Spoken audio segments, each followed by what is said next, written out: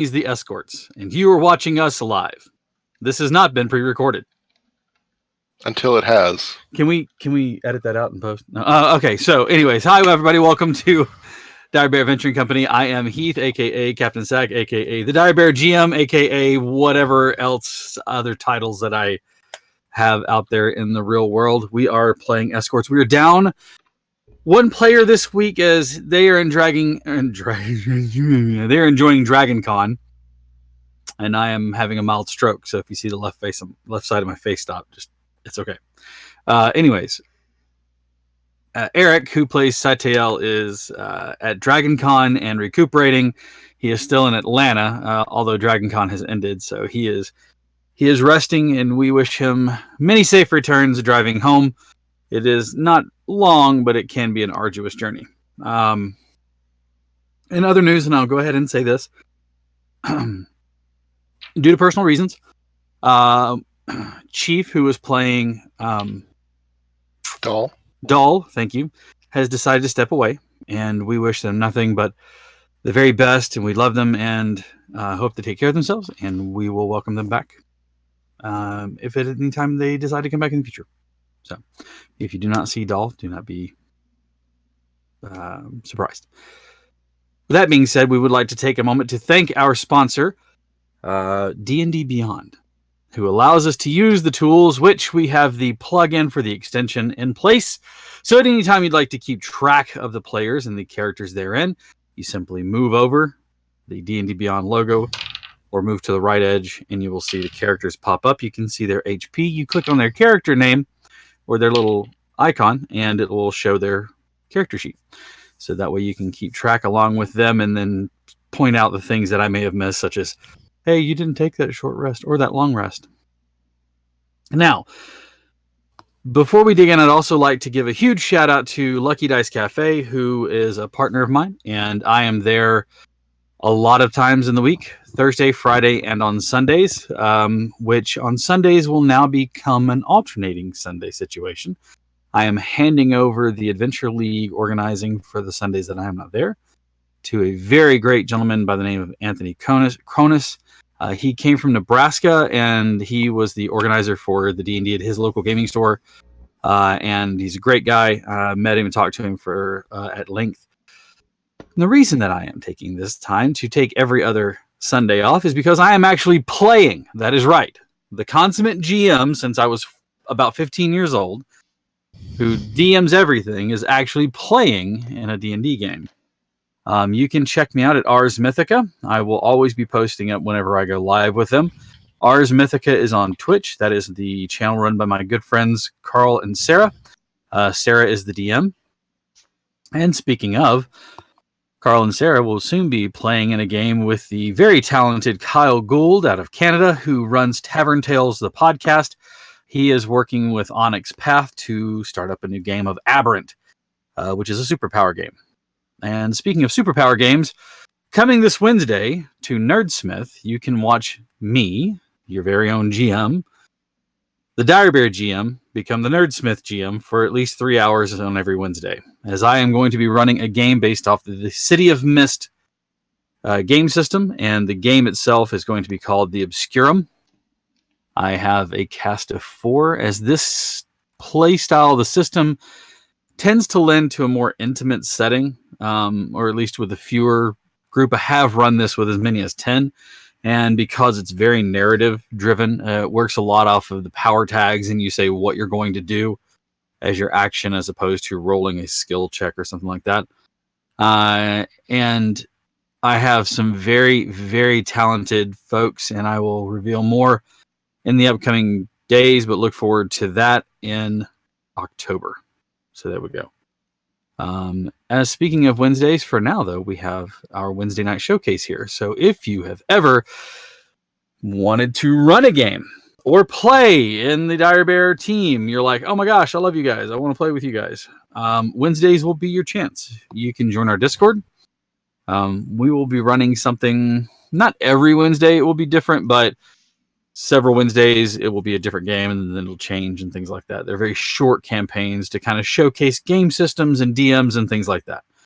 And it gives a chance for the players to get involved as well. So that is on Wednesdays. On Thursdays, the gorgeous Maddie is playing Curse of Strahd. She is DMing her favorite module of all time, and actually mine too. I got excited whenever I opened Neverwinter and saw the advertisement for Ravenloft coming soon. I won't say I cried a little bit.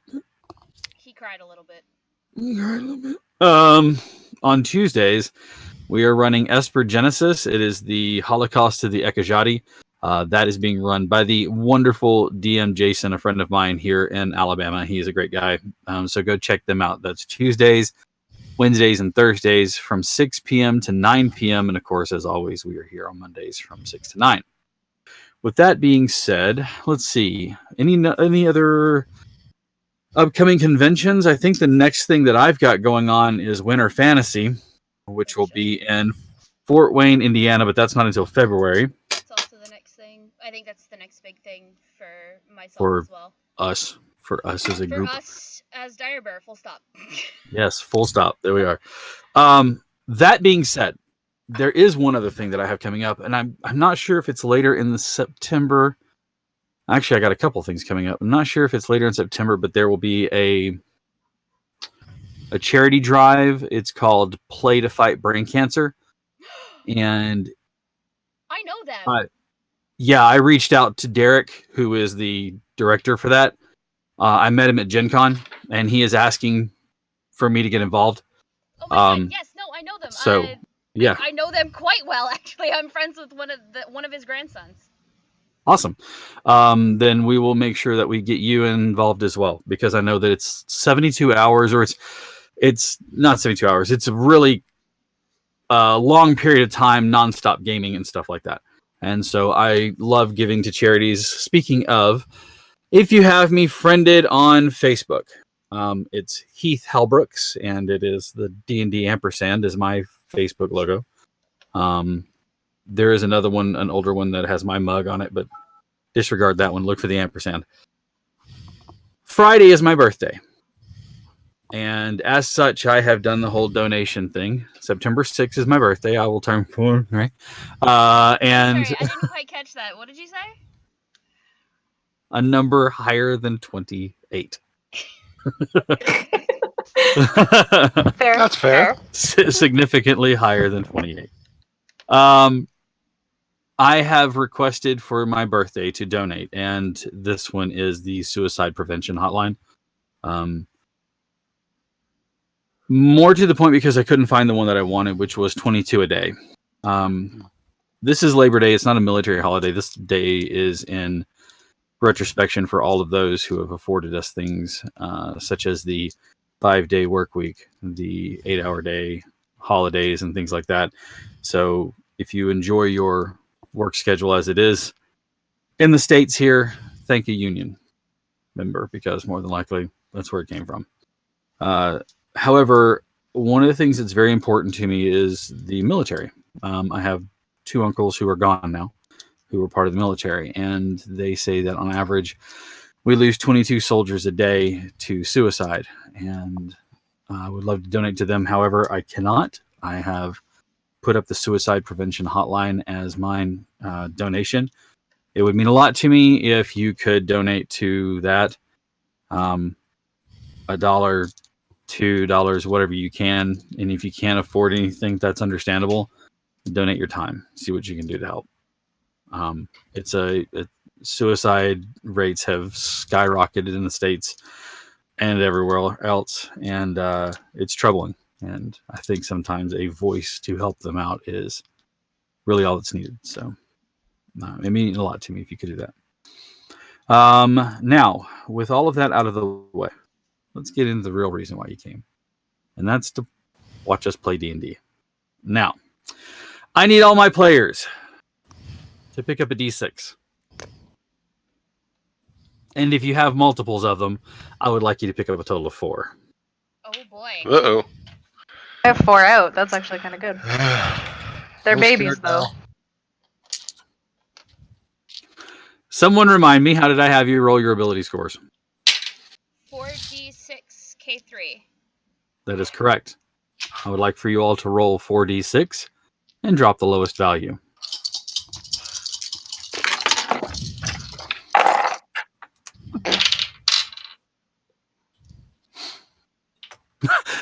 V, I don't know if that's good or bad. It's actually really good. You rolled Okay. 6s and a 5, didn't you? I rolled 3 6s and a 3. I hate you. I rolled 2 6s. Are you okay? Is everything okay? Shock.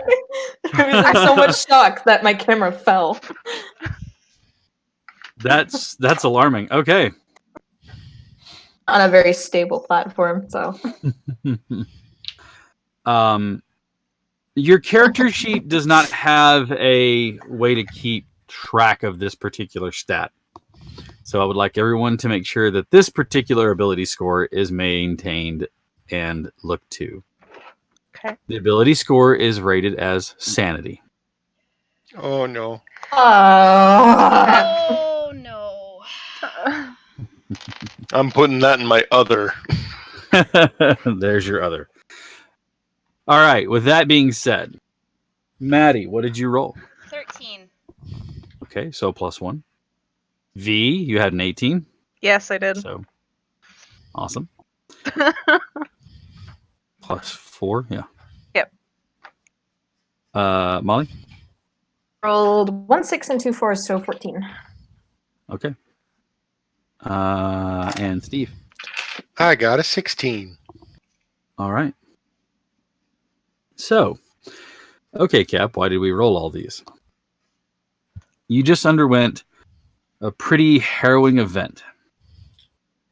The lines of a reality that you knew and a reality that has been established are tentative at best.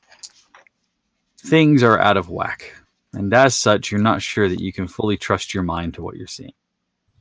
As things become to slip more and more into the odd, I will have you make a sanity roll versus the DC. The more odd they are, the higher the DC. The more mundane they are, the lower the DC. So, when last we left the party, well, specifically, Maddie's character decided to make a decision once and for all. And that is to take out this young girl, the catalyst, setting off a series of events that changed the world in a flash. The story ended up being not very much different. Her ears elongated some. Tangaroa and his new friend, Leope, ended up being both a cat and a fish, irrespective. Tangaroa is a sea elf, or a triton, and Leope turned into a tabaxi. Mello is... He lost himself. his chill. Yeah, he lost his chill. I don't think he really ever had much chill. And Ezra seems to have found that the mask is no longer a mask, but the actual way that they look.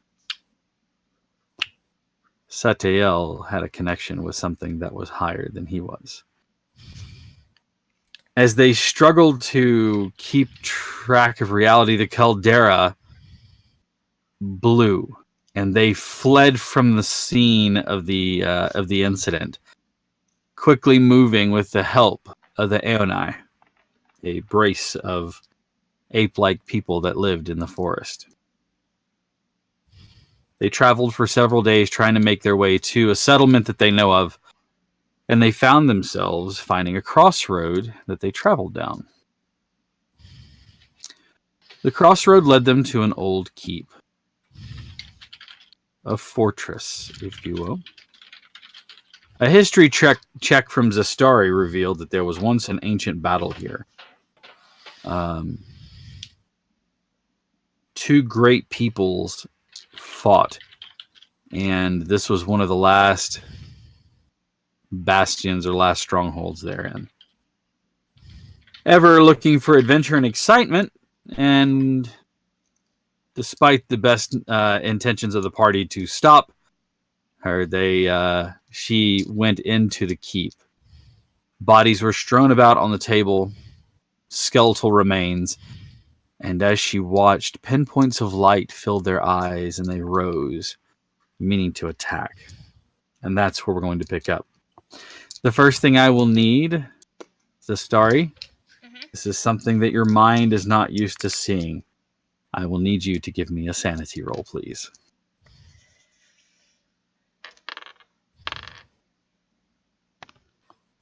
Well, that is a nat 20 plus 1 for 21.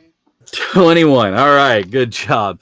Even though this seems completely out of place and it tests the limits of your imagination, you're able to maintain your grip on reality and realize that the danger that it presents is much, much higher than the I want to lay down, curl up into a ball, and hope this all goes away. However, I will need now I will now need initiative rolls from everyone, please. Aha. Aha. Oh.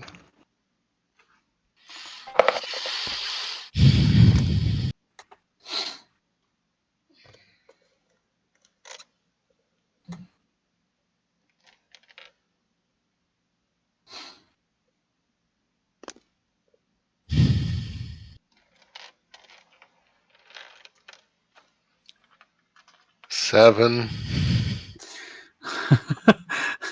That sounded so disappointed. Yeah.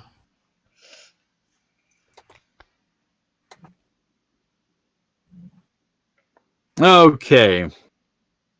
So, Zastari. 24.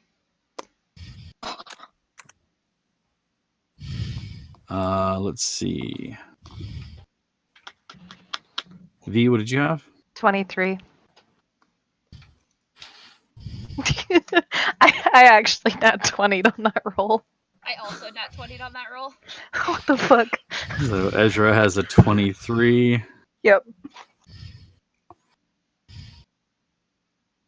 All right. Tangaroa? 13. I'm sorry? 13. 12 plus 1. 13. Thank you. Mello had a 7. Mellow's going, why am I even here? You're here because you follow the elf. First mistake. All right. And Don't try to hug the elf either. Yeah, you think that would work for you? I mean, I could Steve probably do it. knows it won't.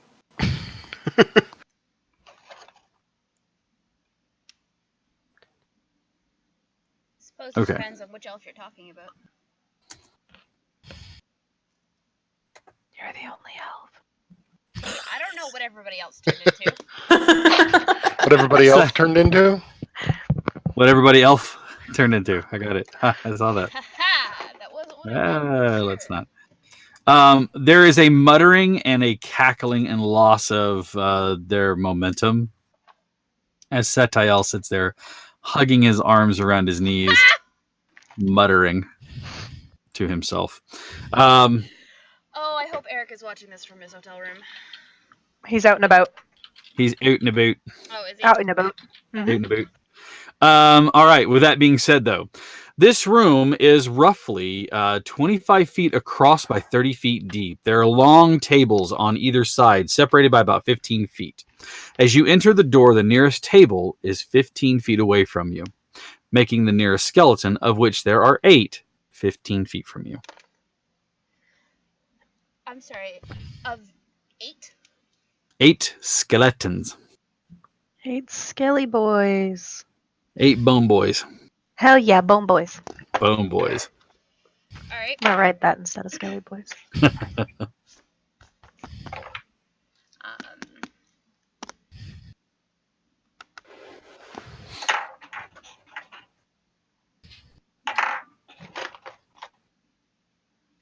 Alright. Oh, the other thing I forgot to mention last week's they all leveled up to 2. Mm.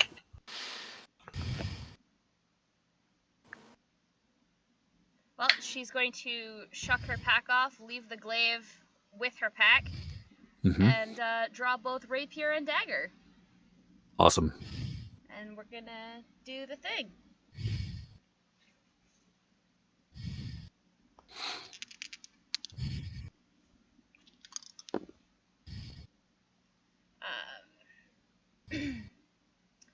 So that's a 24 and 14 to hit.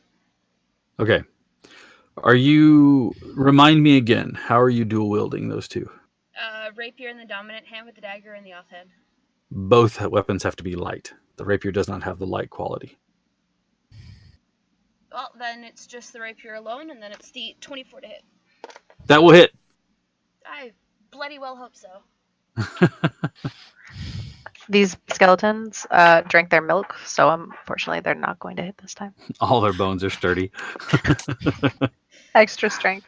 Extra The good That strength. milk. is 10 damage. 10 damage. All right. We're off to a rousing start. All right. Is that the end of your turn? You have a bonus action. You move 15 feet. You have 15 feet of movement. You have cunning action at this point in time. You could use your bonus action to disengage and move back, I could. but you're not But gonna. I'm not going to, because I could also use my cunning action to just hide under the table. That's also not going to happen. Is it a cloth table or is it just like one of those like It's a wooden- plastic tables? It's a big wooden table. It's like hide the under it, but sturdiest you're thing just in the room. completely. You're just surrounded by bone legs. You just see all of them look down underneath there at you at one time. If they could make facial expressions, it would all be like, "What the? But why? We just saw you. Like you're not hiding." All right. After Zastari is Ezra. Ezra, you are probably about 10 feet from the door. So 20 feet to the nearest skeleton, which is where Zastari is. Okay. Let's go attack the bone boys, I guess. Marching into the room after Zastari, because I'm pretty sure Zastari wouldn't scream. She'd more likely be like, "Oh God." Something like that. Oh God. I said something was wrong. Yes, because you sensed it in there. So I could All feel right. the undead. as you see the undead, the rising skeletons, I need a sanity check from you as well. This shit's not right. Shit is wrong. Bones are standing. That is a 15. Boats are standing. Yeah, that's a good one there. 15. You are Yes. okay. It's a little off-putting, but you're able to cope with it and run into attack. Cool. I guess we're gonna punch. Big ol' hug. Full hug on one skeleton. Clothesline hug. I'm gonna take out the shoulders, just the shoulders. You just clavicle hug. Ooh. 12. 12. Unfortunately, my monk Yep. friend does not hit. That's okay. However, if I'm not mistaken, you have unarmed strike. You can do a bonus follow-up as another attack. Yes. I don't think I've really done that yet. Is that just the same roll? This is just standard attack. D20 Okay. plus proficiency plus dexterity. That's not gonna hit. I dropped it and it's a 3. It's Roll a it, 3 on the don't dice. drop I'm it. not gonna hit. Roll it, don't drop it. Okay. So that's 12. And I use my strength instead, right? No, that's for damage. you can still use dexterity for the whole Never mind, entire it's thing. 16. 16 hits. All right, so 16 hits. Now you can roll your damage, and again, like I said, you can use strength or dexterity because of martial arts. Oh. That's gonna be 5 whopping damage. All right, and with that, the first skeleton is deceased. Oh, the Well, poor. Oh. Well, Deceased Destroyed. I'd like to think he just punched at the head and the head went flying. And the bones yeah, just sure. fell. Your first attack missed, and then you followed through with a roundhouse swinging kick, and just like punted the head off of there with your heel, just poof. Because they're so frail, it's just like bone shards go shattering off to the side, and it just crumples to the ground. Yay! All right. That, however, ends your turn. Enid, Sorry, before he even does, he'll like turn around and just say, skeletons? A lot? Skeletons? to the It's rest of the love. party for Sorry, Mello you're and so Tonga. Canadian. It is so.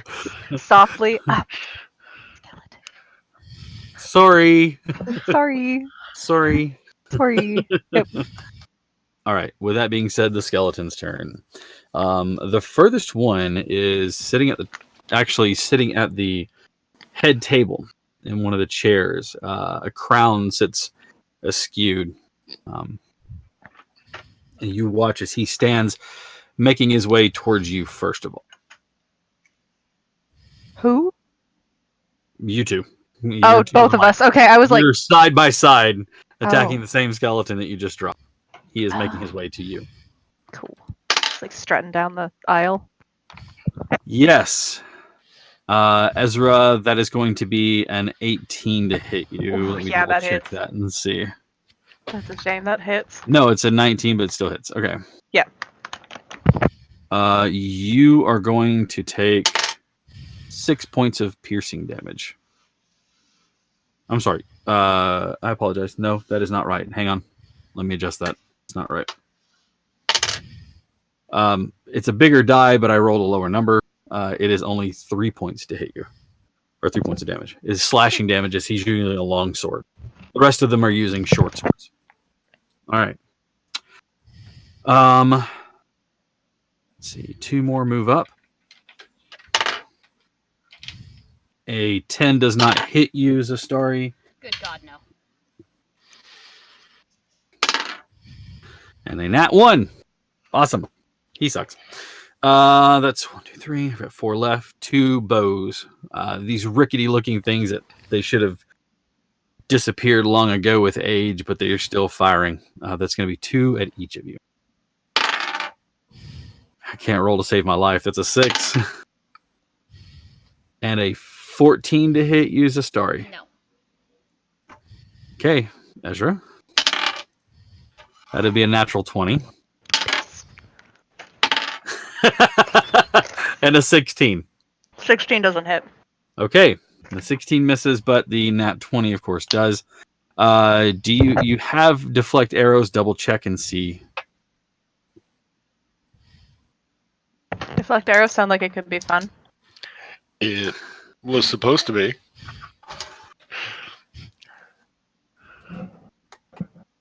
No. You do not have it? Okay. No. I'm so sorry. He's trying his best. He's too polite. How much for this. HP do you have? 18. Mm. Ezra, no. Am I taking a nap? No, you have taken 12. No. Double check. Sorry, double check. Nope, I'm sorry. Only 10. 10 points of damage. Okay. I'm So still you're standing. still up. All right. Just going, ouch. That is all the skeletons. So that brings us to the next in line, which is Tangaroa. All right, gonna move up. Beside the 2 others. Okay. Can I be like in between them, or are they like right next to each You're other? going to be right behind them, so you can kind of like, unless you'd like, would you like to stand next to one of them or the other? Because they're pretty much shoulder to shoulder. Alright, I'll go next to. I guess that's on that side because I think Zastari's under a fucking table. No, I'm still standing. No. No. No, they're both I didn't know standing. if that was a joke or not. All right, cool. Totally a Um, joke. I don't think the story's ever going to dive under a table unless somebody tells him there's gold under there. Okay, now hang on a second. Or a man with loose pockets. Is there gold? Damn it. A loose man with loose pockets? Alright, I will walk up beside Ezra and I will. Are there any skeletons right there? Or No. no? Not yet. Okay, Actually, no, then I'm a liar. will- I apologize. Yes, there are. There Then I'm are going there are to 3 of them. the spear. Okay. There are 3 of them there. Oh, fucking. I'll just do the one that is like in front of me or something. If there's Sure. one in front of me. Sure, there's All right. one that's in front of you. Hit. What was that total? 20. I rolled a 14. Absolutely, plus that will hit. Damage is that. Was that a nat 20? No, it was a 14 plus 6. Okay, yeah. All right, and I rolled a natural 6 on my d6, so 10 damage. Awesome. He is still standing, though. Oh, fucker. Nope, just walked around. All right. All right. Anything That's else all I you'd like can to do. Okie dokie. Oh wait. Oh no, I can't. That's not how two-weapon fighting works. I was gonna see if I could pull out my club, but I don't think I can. Both of them wielded at the same time, right? For two-weapon fighting. Okay. Then never mind. I'm done. All right. Then, with that being said, last but not least, Mello. Well, I'm going to be stepping in and seeing what skeletons there are in there. All right. I forgot to have both of you, Oh, yeah. Molly and Steve, any both of you to give me sanity rolls, please. All right. Yeah, that's what I thought was going to happen. I got an 8. That's plus 2, right? A 14. Yes. 16. Okay, you're fine. Mello, run into the room, and you look around, and your brain goes, bones are moving. Bones can't move without muscle and tissue, but bones are moving. And you, for a moment, lose your turn as your brain tries to compensate and cope with what it's seeing. I think I heard a song about this once. What? Where the hell? What story was that? Scary skeleton. You Yeah, I was about immediately to say, go, Scary what? Skeleton's place in this. What did I take? What? Hang on.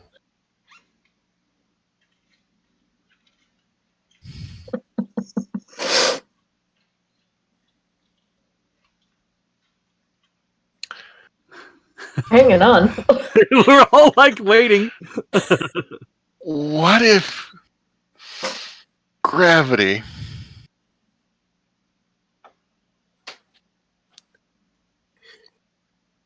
Yes.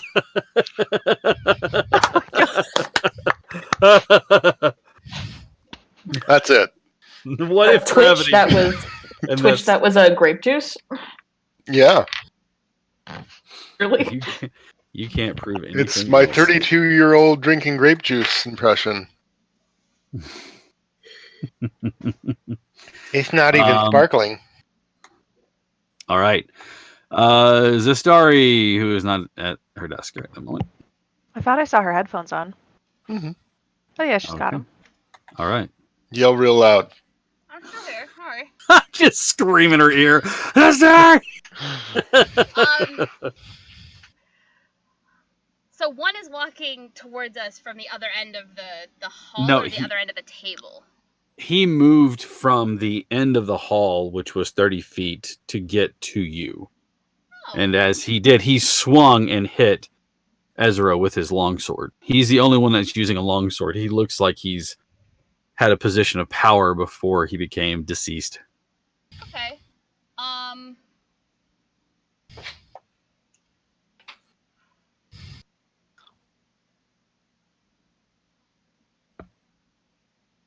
Well, What if gravity? this is certainly going to be fun.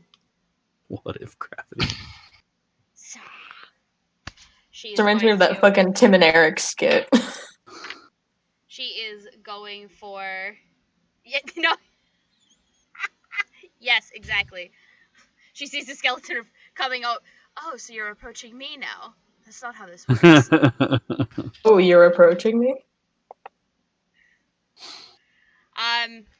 You're just not that interested. I'm just not that into you. I'm just not that into you. She is going to go after the one that walked up to them, since he seems to be so bold and defiant. It's a no bone zone. However, I like Ezra rolled a 6, so that's will not be hitting with a total of 12. No, it will not hit with a total of 12. I'm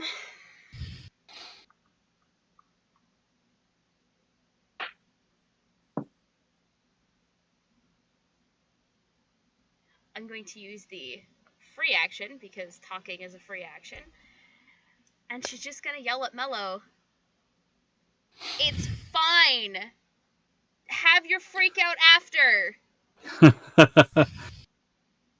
Please. Do they get terminal bonitis here? Oh my my god. God. He's fine. Mellow's my favorite. As a human. That's Me it is for my the- turn. All right. Ezra.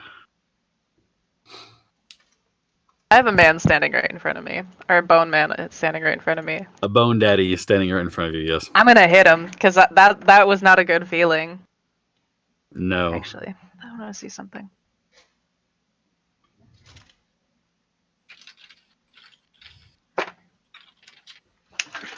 Nat 2024 to hit. What is it with you and that Shatter 20s that tonight? boy. Yeah. Bash his brain. Well, bash his brain cavity that is now empty. Never mind. I got nothing. Go for it. That doubles, right? That is all damage dice are doubled. That is correct. Okay. Does it double the base damage that I do without the dice? No, it doubles Okay. just the dice rolls. Wow. Thanks, Ones. dice. 2 1s. Yeah. Oh,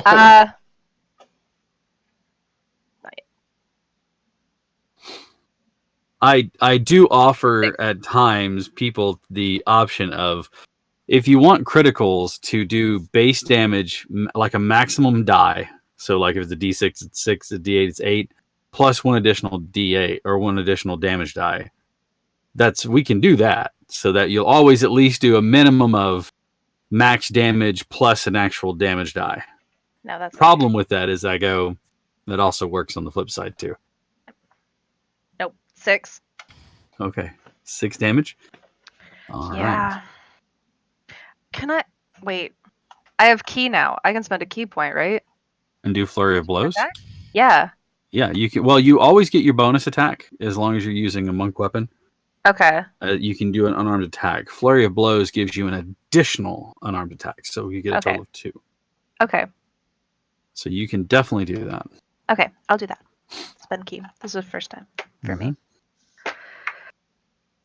That one's not gonna hit. That was a 10. Nope. 14? Hit. Yes. 6 again. Not bad. I'm gonna take some step. Wait, I'm not gonna take some step backs. That's okay. Okay. All right, then it is their turn. So, Big Bone Daddy with the sword Please no. rolls a 3 on the die, so a total of a 7 is not going to hit you. 1 on Zastari rolled poorly. The other one on Zastari, oh no, I'm sorry, the one on now Tangaroa rolled a nat 20. Should have. You come to the Fine, wrong okay. neighborhood. Sure. It's going to be 9 points of damage. Oh, okay. That is the 3 of them that are in melee. The other 2 are going to fire, and now we've got a target-rich environment. One does a starry. It's going to be. We need to have a conversation about your ability to, or inability to roll anything. All right. It's either nothing or a nat 20. It's like there's no other numbers in the teens. Just everything but or a nat 20. So a 4, a total of an 8's not going to hit Zastari. A 15 to hit you, Mello? yep. Okay. That is going to be 8 points of damage. That's going to be an 18 to hit Tangaroa. Do you have your shield up? 18 Yeah, hit? but I still have a 17 with the shield. All right. You're going to take 6 more points of damage.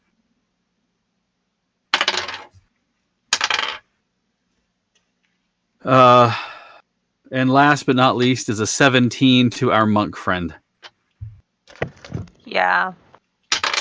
Action. I'm gonna use protection. Oh! That makes I'm gonna pull my arm around him and hold the shield up and no.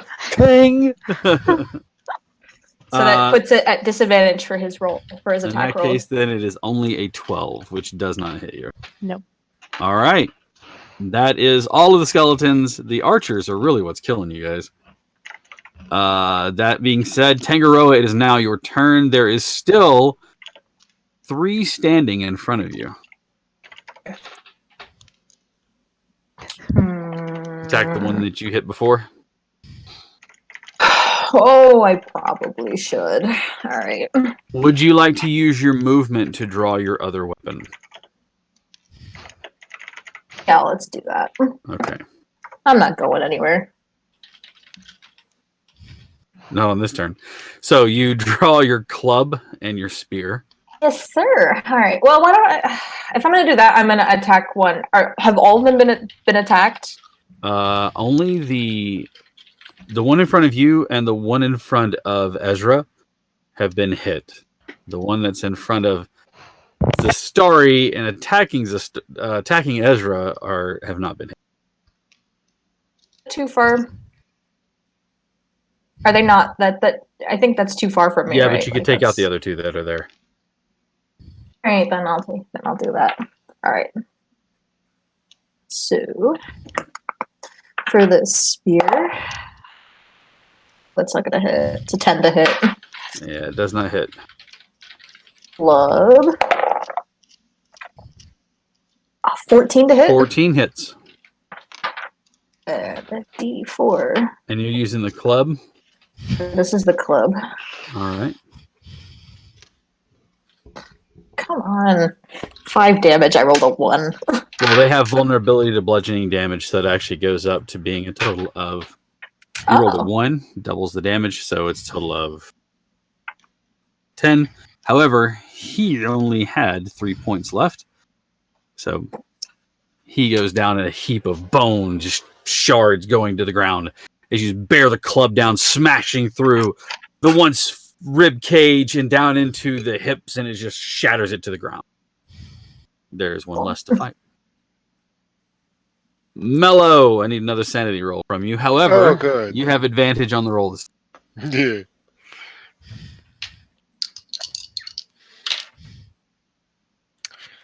Okay, 15 this time.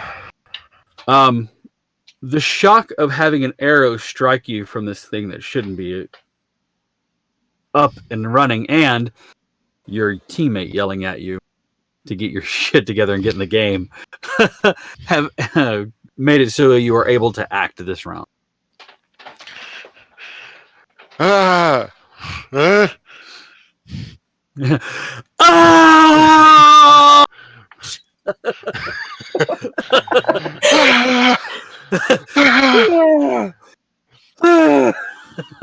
How many skeletons are remaining at this point? There are 6. 6. Yes, 6. or 6. 4 of them are just. Blink, blink, blink, blink. Are those 4 together? They are not. They are spread out. How far spread out?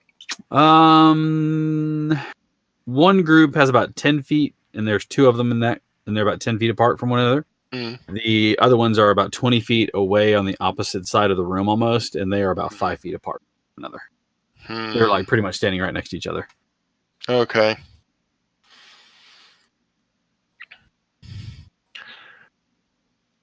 This does remind me of a song. And he sprints between the closer group of skeletons. Mm-hmm. He takes out his guitar, jams on it as hard as he can while casting Thunderwave.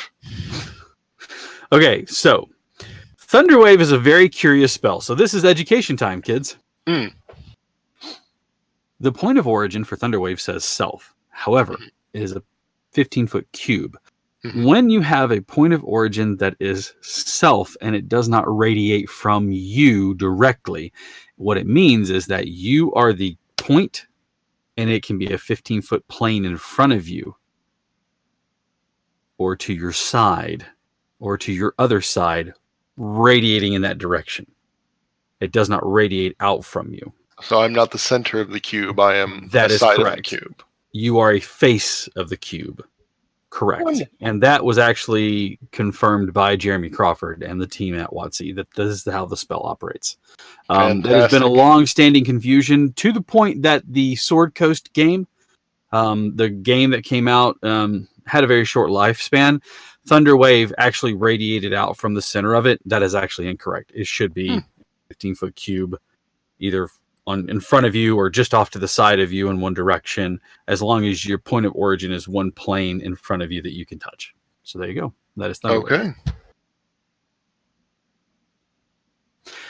That being said, you can hit both of them by stopping right in front of them, smash, just power chording the guitar and Oh, just he's watching Thunder Wave. sliding on his knees. Are you crazy? And you need a Constitution saving throw from me. Correct. Of 13. Okay, one of them succeeded and the other one failed miserably. So please give me some damage. Okay.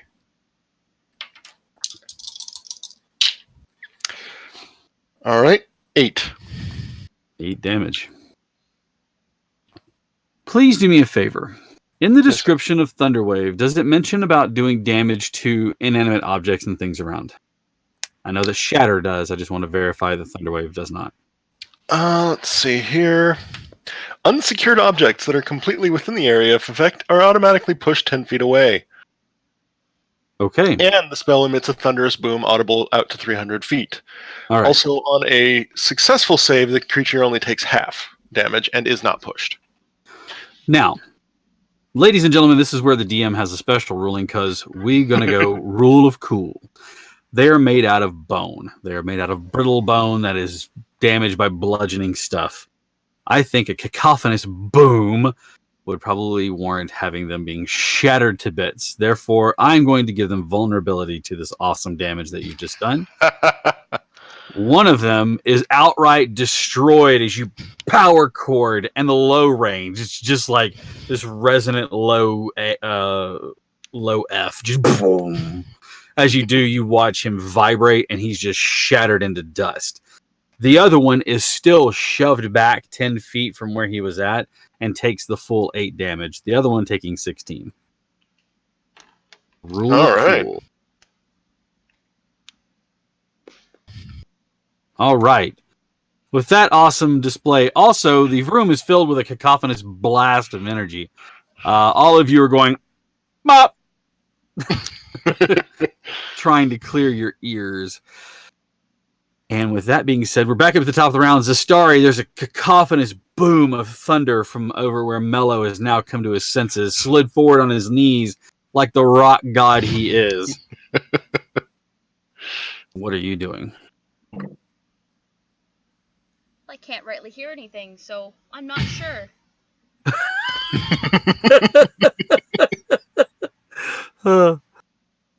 You think the Zastari's yelling at you, but you can't hear anything over the...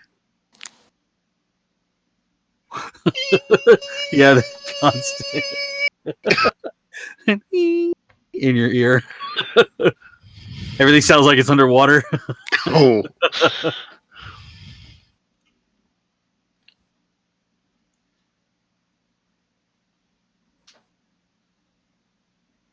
Okay. So, then I'm just gonna keep attacking the one that's in front of me, All right. since he's right there. Turned undead to bone paste. That was a nat 1, and does nothing. Ooh. Yeesh. Slip Rough. and fall and stab yourself. No. Nat 20 Slip and fall on the knife. Initiative and fucking not freaking out. I don't do critical fumbles the way that they used to. It sucks losing a fighter at low levels because you trip and fall on your own sword. All right. With that being said, Ezra, it's your turn. We're gonna hit him. Okay. That's not gonna hit him. Oh. That's a 9. 9. 9! 16 though. That will hit. Yes. 5. Well, the one that you've been attacking, point left, so he's dead.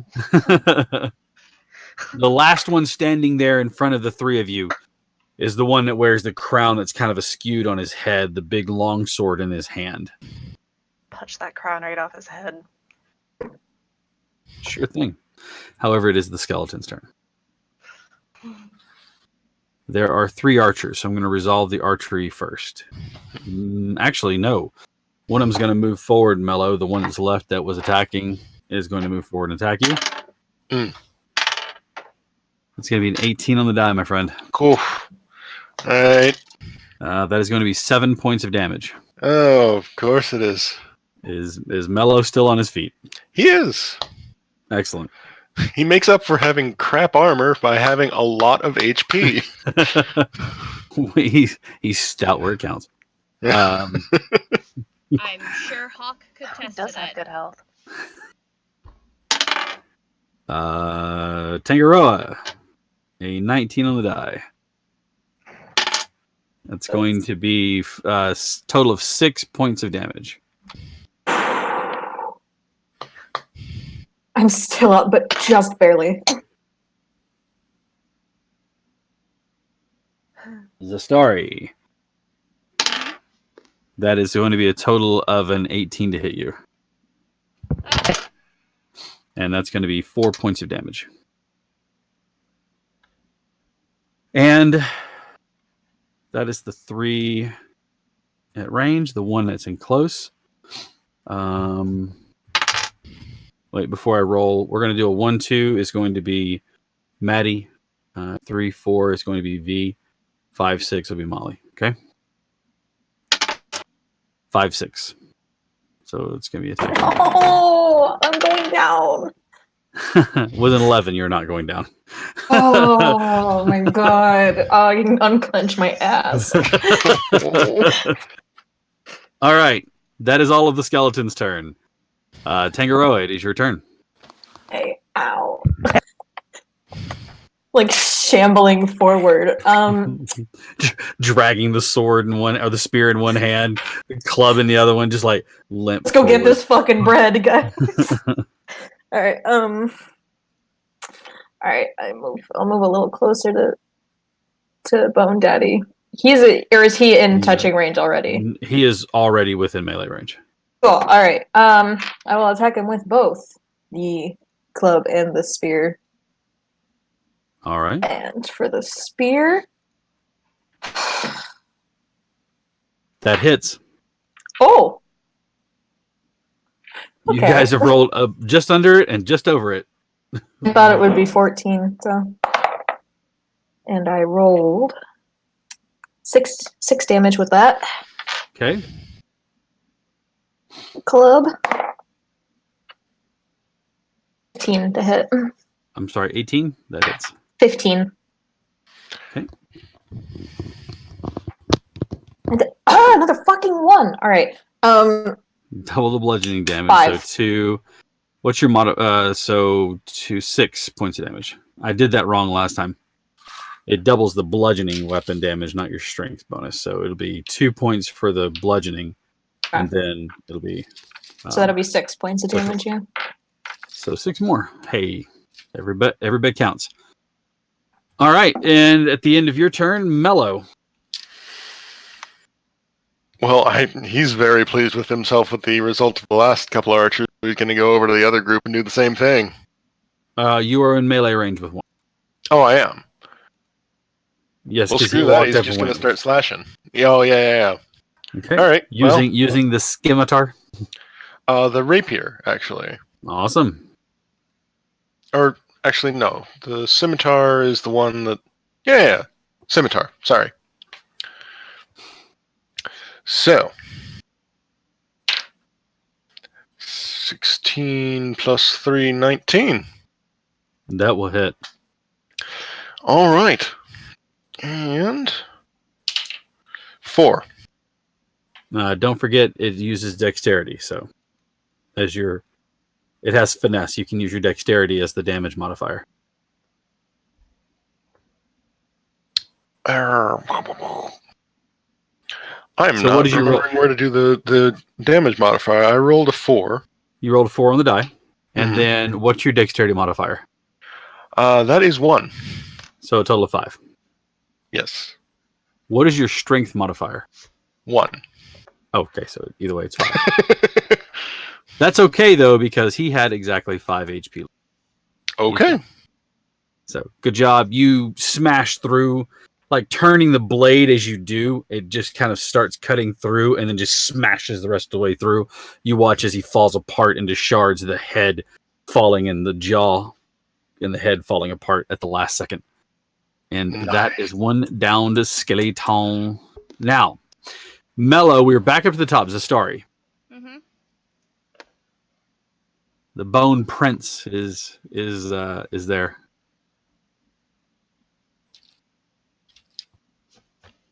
What are you doing? We've yet to successfully hit him. Try again. Of course, I'm not too happy with.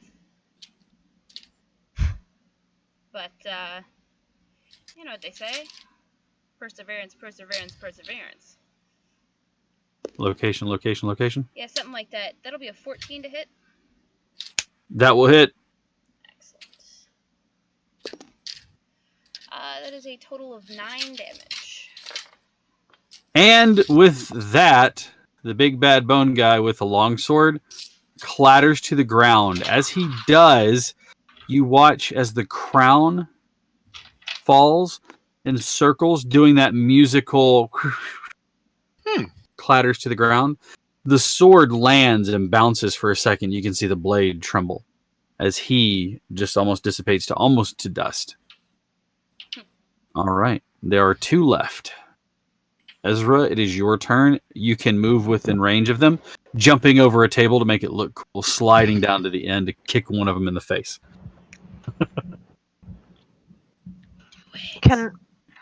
Now, on my way, like, over a table, can I, like, grab the top of a chair so I can swing it at him? There are long benches. There's not chairs. That's disappointing. I'm gonna go punch another skeleton then. There's a wooden platter if you want to use a wooden platter like a frisbee and smack one of them with it. Just like Captain America, that thing ran into his face. Yeah. No, I'll just punch it because it's a 20. Okay, yeah, that'll hit him. That's a good reason. Total of 20. I've been telling your damage has been wrong because you're using your fists, right? Yes. You're not using a weapon. It's just all your fist and things like that. Yep. It What says type my of- unarmed strikes are 1d4 plus 4. What type of damage are they? Bludgeoning. That's right. What did I say they have vulnerability to? Bludgeoning. Bludgeoning. So make sure we double your dice damage. 8. Oh. Okay. Total of, is that the dice damage doubled plus your Yes. modifier? Yes, Okay, it was okay. 2. So 4 and then plus 4. Hey, that's awesome.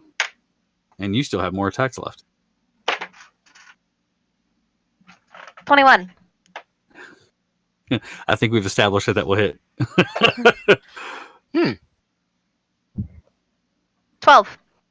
And that one is smashed to bits. Anything else? No, that's it. Okay. The one that's closest to you is going to try to hit you. Okay. That's a 22 total. Piss. Yep. And that is going to be... Yeah, was like I'm just looking at something real quick. Oh, Yep, no, I don't like that. That is 8 points of damage. No! Ezra's down. Ezra is at 0. I'm next, table. right? I'm next, right? After the You skeleton. are. You're absolutely next. I'm sprinting. No, I'm not. I'm walking very calmly. Bullshit. Tangaroa has flipped the 20-foot long table or the 15-foot long table on its side. Yes. I Picked up the table, yeah, right? bonus action. I flipped the table on the way there. Yeah. And I Tangaroa will- picks up the entire table and just swings it like a like a massive weapon. I got your bludgeoning I will- damage. I will cast Lay on Hands. Okay, so you move over to Tangaroa and use your. Moved over to Ezra, yeah. Yes, I'm sorry, Ezra. How many points would you like to use? I'll use 5. All right. So you are at 5 HP. So you're stable. Now the question is how do I get rid of these failure and death saves? Wait. You add 5, hit heal, and it will do everything. Okay. I had to like click on it, which is why I was like, excuse me? I don't understand. Okay. All right. Mello.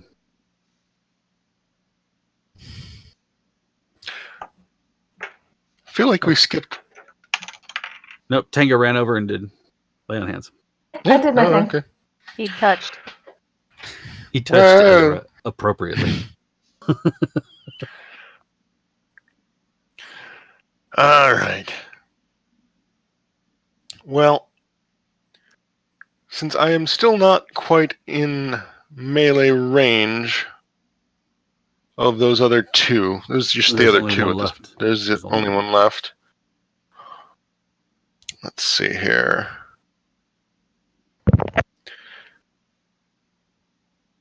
I'm going to just do some Produce Flame.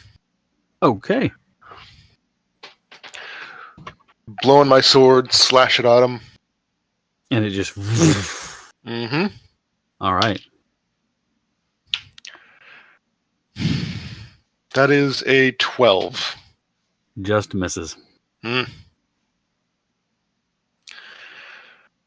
Well, then I'm going to go ahead and try and be inspiring to Zastari.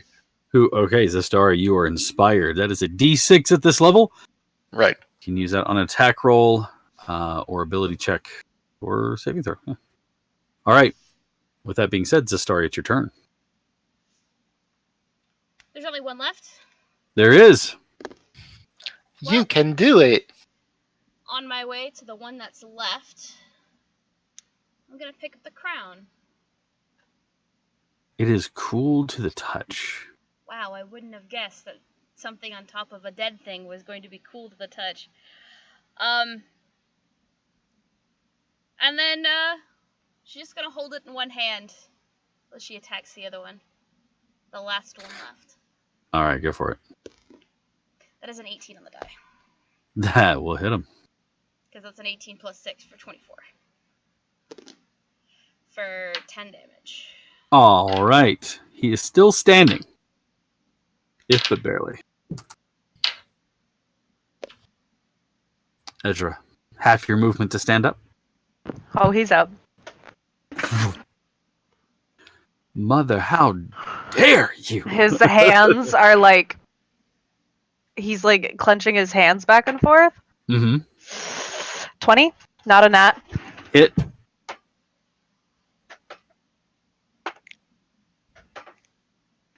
Just double check something. 7. 7. Yep. Is that doubled everything? It's not bludgeoning damage, it's slashing. What are you using? It's claws. Oh. It's still enough. And with that, the final skeleton drops and dissipates. There's a hollow sound like a whistle or a wind through a reed. And the chill that was kind of in this place seems to have dissipated. The longsword still lays on the ground. You, Zastari, hold the crown in your hand.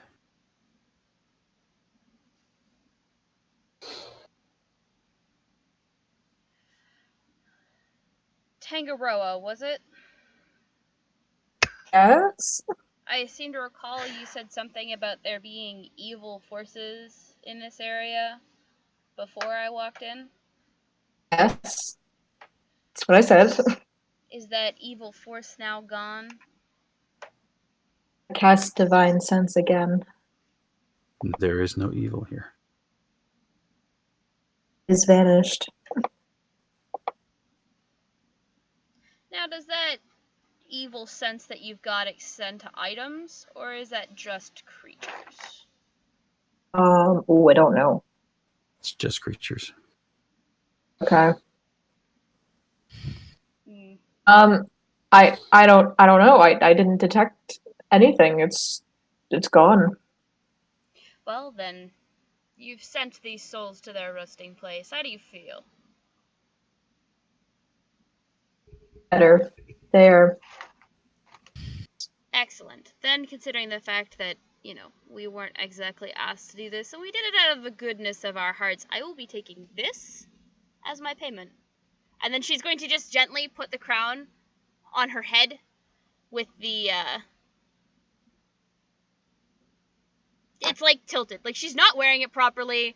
She's got it tilted. It's very much, she is doing things because she can. Okay. Crown is askance on top of your noggin. Mm-hmm.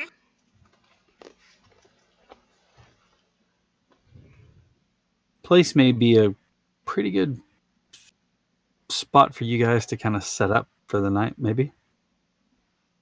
A little bit. I'm like breaking arrows off, I feel like. How many times have I gotten shot? A few. Moving the... You can move the tables to bar the door if you're worried.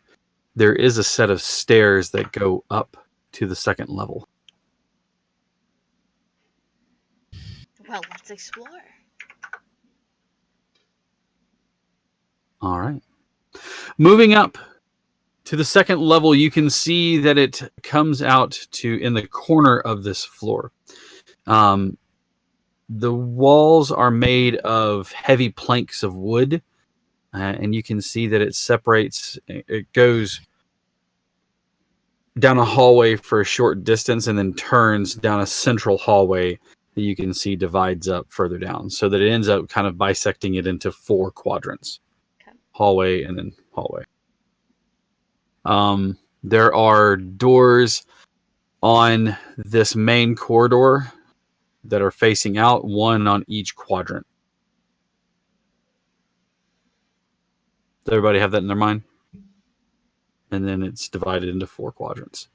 So you've got room, what looks like area. This is the main hall. There's a door, a door, and a door. Okay. Oh. Well, given the fact that some of my companions took significantly more damage than I did,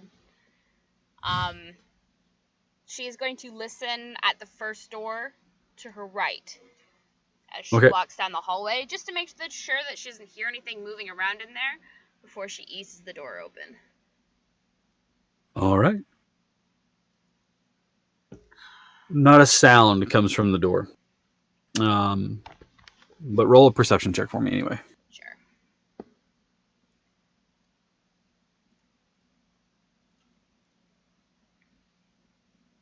$13. Seems to be safe. Of course. Then off we go. You ease the door open. Peeking your head in, you can see that there are several bunks here. At the foot of each bunk is 2 trunks set side by side, each with an individual lid, but it looks like they could be joined together, but you can tell that they're not. There are a total of 6 bunks, making a total of 12 trunks.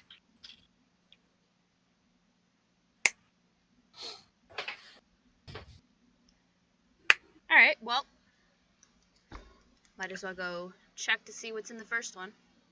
All right. Opening it, it is empty. Whatever was in here is either long been removed, stolen, taken, or otherwise just ruined away to ashes or dust. Okay, But then it I'll is just empty. keep checking. Okay.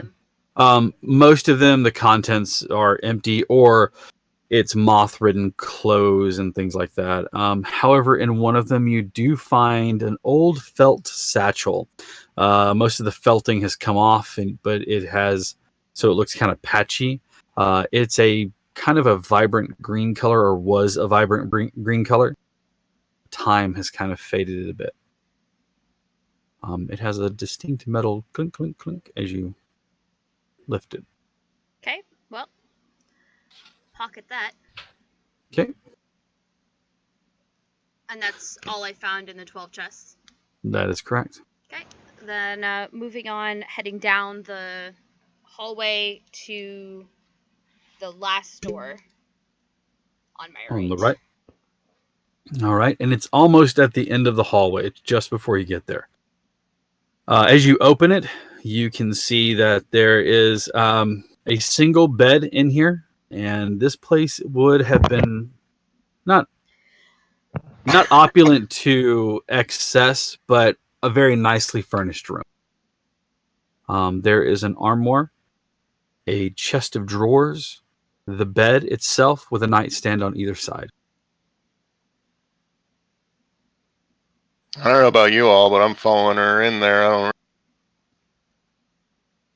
And again, there's another hallway that bisects, making the 4 quadrants. Well, I'm going to check the armoire first. Okay. Opening the armoire, there are, again, moth-riddled clothes. It seems to be most of them are threadbare. Just time has eaten them away. What would have been a very nice pair of leather boots had they been taken care of. However, they are dried out. And other than that, that's it. Could the boots be salvaged? Ooh, with leatherworking, maybe. Well, she'll leave them there. The chest of drawers. All right. Opening the chest of drawers, you can see more small cloths and other things. If there is a, as you open it, is a chest of drawers with a vanity. So there's a hammered metal mirror there. As you open one of the top drawers, you can see in there, inlaid with like pearlescence or something very nice wood with filigree work over it, is this box that's about that wide by about that deep. As you open it, you can see that it has pearl handle and jade. It's pearl and jade comb and brush and things like that. Brain just went blank as to what to call them. Grooming kit, like a very nice set of brushes and combs. That looks nice. You want it? Sure. Just hand it over to him.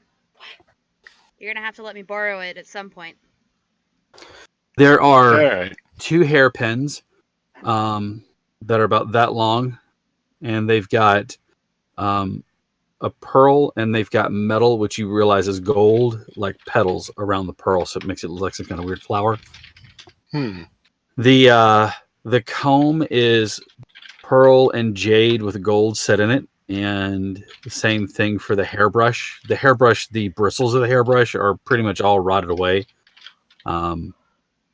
But the comb is made of metal, and so it is actually still in fairly good shape. No patina on it or anything. Quick appraisal probably put it at about maybe 15 gold pieces. All right. And the 2 bedside tables. Okay. There is a notebook in one of them. The other one is empty. Okay, well, she's going to pocket the notebook Okay. to be given to Satiel later. All right.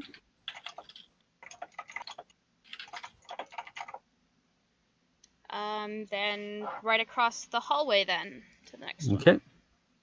I'm This checking door- under the bed after she leaves. Okay.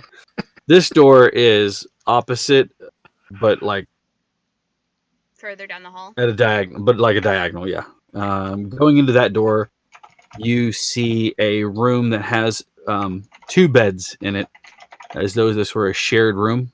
There is another vanity there, and there are 2 smaller wardrobes that are set against opposite walls.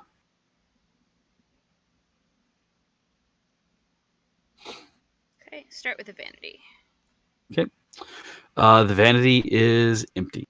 An old powder box that may have been made out of like gold, not gold, but gilding or like some more other sort of costuming. But the powder is all hardened and caked inside, so it's not going to be of any use. There is, but not much else in the vanity. Okay, and the 2 smaller wardrobes then. All right. These appear to be children's clothes or some small person's clothes. However, again, like most of the other things, they are threadbare or moth-eaten. The only thing that you can see that seems to be of any sort of worth of keep, I would say, is a small toy that looks like a knight on a horse, and he's got wheels. And when you roll the wheels, the knight lowers his lance and brings it up again. So he does. All right. I mean, I'll take it with me. It seems cute. Sure. It's Never probably about that big. It's not very big at all. Okay. And the other one seems to have some older child's clothes in it. Most of them are dresses, so you would guess probably an older girl. Very nice shoes made of leather, but again, in the condition that you saw the other ones. There's also a box and a pad of paper. Well, not like a pad, but like a parchment that are together and bound by a piece of leather that's, again, it's all dried and cracked. Along with a box that as you lift it and you move it, you can hear something rattling inside of it, like pencils or something like that. A calligrapher's kit? Not a calligrapher's kit, more like artist utensils. They're like, even better. So Yeah. it's painter's supplies. yes. Excellent. That I'm keeping. They're not paints though. It'd be charcoals and Mm-hmm. crayons then. Charcoals and other things like that would make colors and. Okay. Mm-hmm. And the parchments, if you kind of flip through the corners, you can see that there are drawings on some of them. They're well done. The parchment's brittle and old and dried out, but the picture's still there. Pretty good shape. And very carefully, those will go into my bag. All right. Pictures and all? Yep. Okay. And then, sorry, Mello, you want to check underneath the bed. Mello. You literally get down and look under the bed? Oh, yeah. Give me a perception check.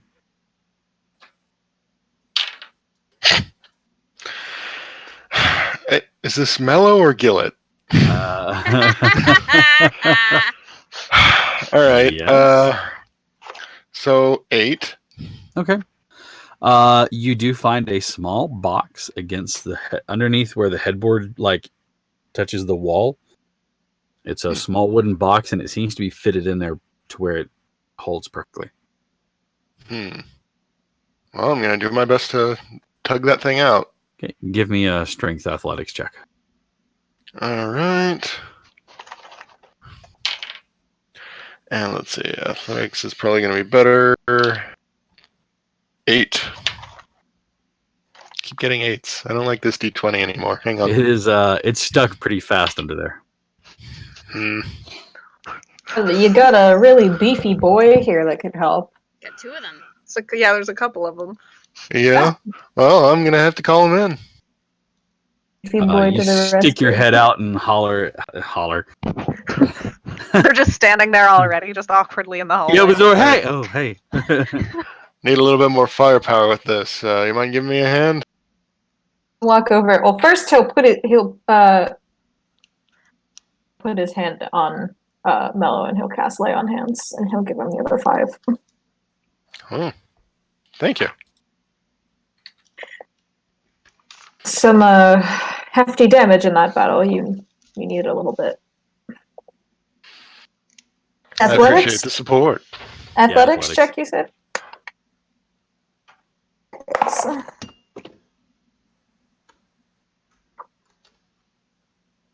Or no. 20.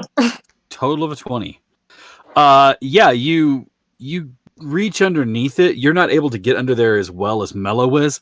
So you kind of have your shoulders and your arms underneath.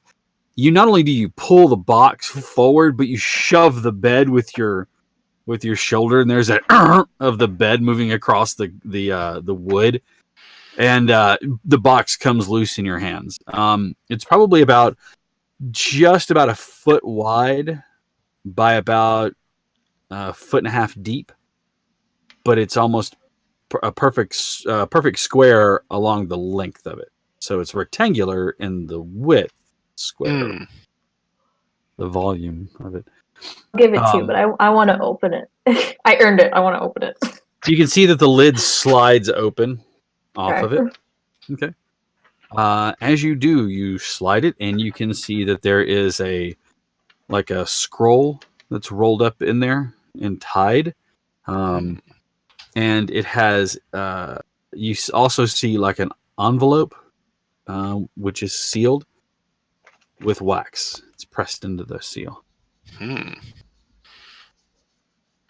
okay. I will want to very delicately the seal off, and I want to open it. All right. The letter simply is a letter from the owner of the estate, talking about the handing down of the estate from next person to person. So, like, you can see it's written in different handwriting as it goes. So it's like whoever owned it previously wrote the name of the previous owner, the date of the transaction, and when it was handed over. And then the next person did the same thing with that, and the next person did the same thing with that. The last names for all of them pretty much match. So what you're saying is I could own this house if I write my name in it. Not that Tonga would do that, but theoretically, is that how it would work? That would be how it works normally. All right. He wouldn't do that, but just to get the idea. Just give it to Zastari. Zastari is not below. It's not beneath her. She's like, I own property now. Well, he'll hand it over to Mello because he was looking for it. Be like, it's like a deed to the mansion.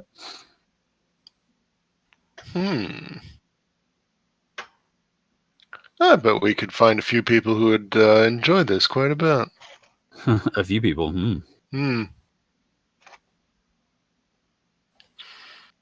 All right. So what are you doing with it now? Just tucking that away. All right. 2.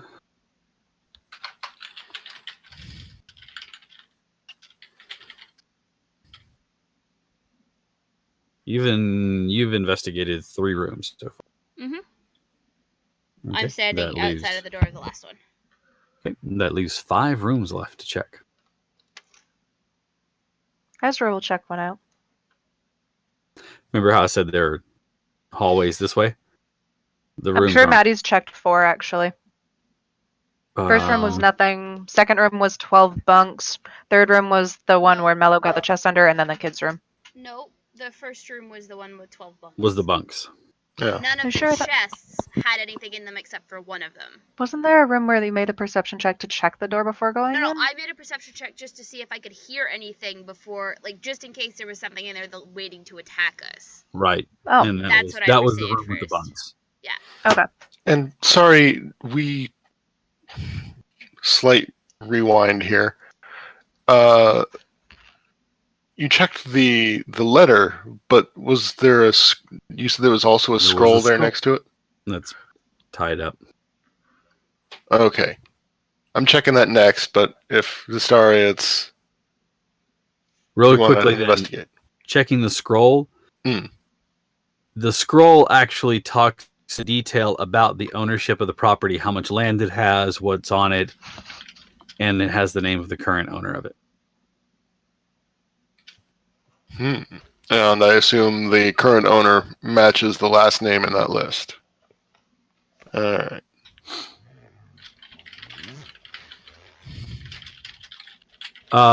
Now, Zastari. So I said that there are 4 doors, right? But I said there's also a bisecting hallway. Yep.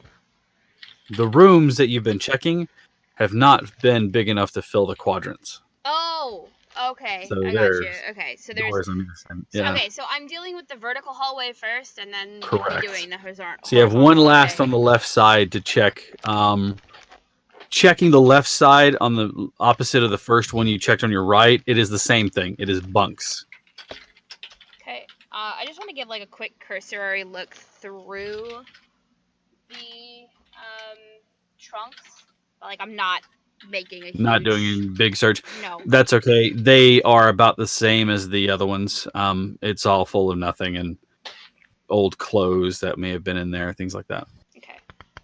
Personal effects, things like that, but nothing of value really. Nothing of value this time. Okay.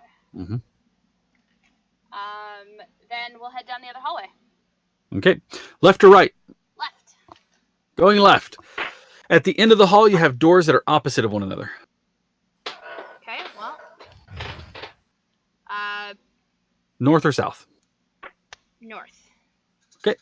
Opening the northern door, it is narrow.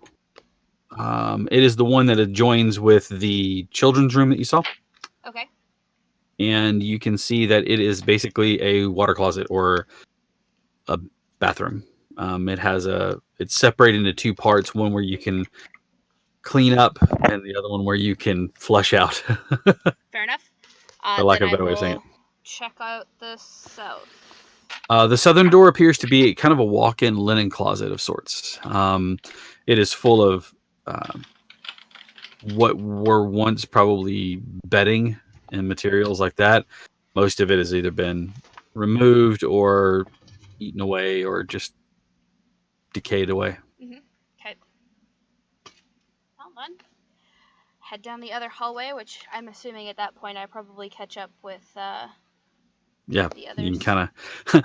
The story's been making a beeline from room to room to room. The rest of you have been taking the over the place. So she comes zipping past you guys. She just looks over her shoulder, points, shitters that way, and just keeps moving. Basically. Yep. On the right hallway, the northern side of it, appears to be a personalized bathroom area. You can see that it's the one that would adjoin the opulent room, the nicer room. It is bigger than the other one. It seems to have more personalized things. There's another vanity in here.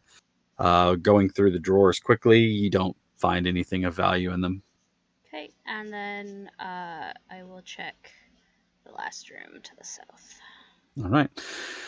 This one's a bit wider than the last one that you checked on the south side.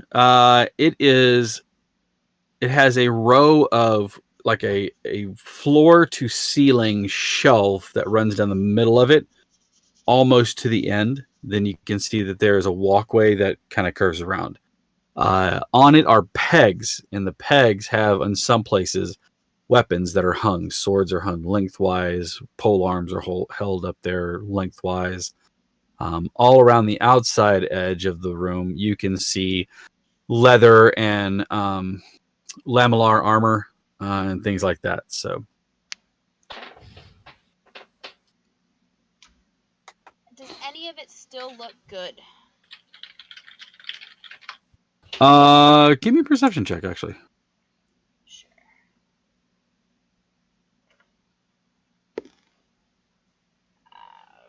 17.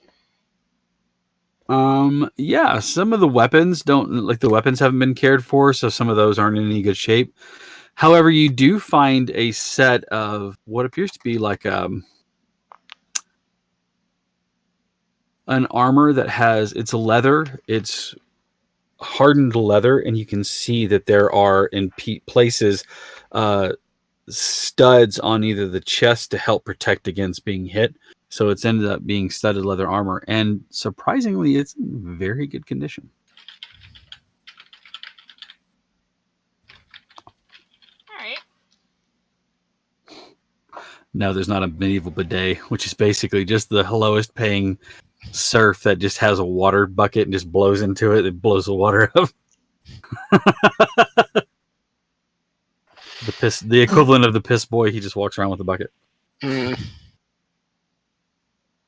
All right. So you can see that it's supple. It's still in really good shape. there is a seal on the inside of it. But you're not familiar with it. It doesn't like ring any bells to you immediately. But it seems to be in, despite the disarray of everything else in here, it seems to be in pretty good shape. Well, I'll take it. Okay. Might switch it out later. We'll see. I'm probably going to switch it out. But... Seems pretty lightweight. As you're looking around, you're not like an aficionado with armor and weapons. You are, but not really armor, are you? Not particularly. Okay. You are familiar though that most armor, especially when it comes to like scale or splint or anything else like that, they're made out of metal. Looking at some of this, there is a chest piece that fits over, and it looks like a barrel with like strips underneath the chest piece. So it's like the chest piece that covers almost to the stomach, and then there's strips of armor that come down that would perform cover over the groin area. It is all elegantly tooled and delicately worked and polished. Well, it would have been polished except for the fact that it's covered in dust. But it's made out of wood, of all things. Like lacquered wood. I mean, she'll walk up to it, pull out a scrap piece of cloth, and just kind of clean it a little bit. It doesn't disintegrate in her hands. No. It's just the chest piece, though. But you can see that it is like the chest piece is made out of lacquered wood, and on the inside it has a padding to it so that it can fit comfortably against the body. And you can see that it uses leather and this lacquered wood to knit itself together. For those of us playing along at home, it would be very much like a samurai's chest piece, which is lamellar. Yeah. But made with wood. She'll take that as well, but she's looking for Tangaroa as she heads out with this chess piece in hand. All right. I'm hanging right in the room with Mello, or did Mello walk out of the room? After putting away the deed and such, I'd be walking out of the room. Well, he'll follow. All right. It's just in that hallway. Okay. Okay. So there you go. Yeah. Then she'll hold the armor out to Tangaroa. Like, where did you get this? In the armory. And just start following where she points. A little hesitant to take something that was stolen. Mello, I mean, you're welcome to, but I'd tell you right now, none of those weapons are in any fit condition. You'd almost be better off using that longsword out in the main hall. And even that's not great. Figure one of these two big fellas would probably be better at that. I'm just saying, none of those weapons in there are of any use. They've been left to rust, and it would take way too much work to make them usable again. By the time they're usable, it wouldn't be worth it.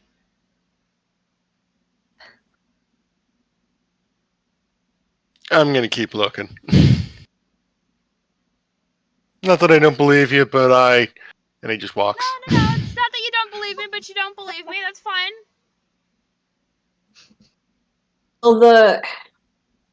Do I know, will the armor improve? What is Tangaroa wearing equivalently?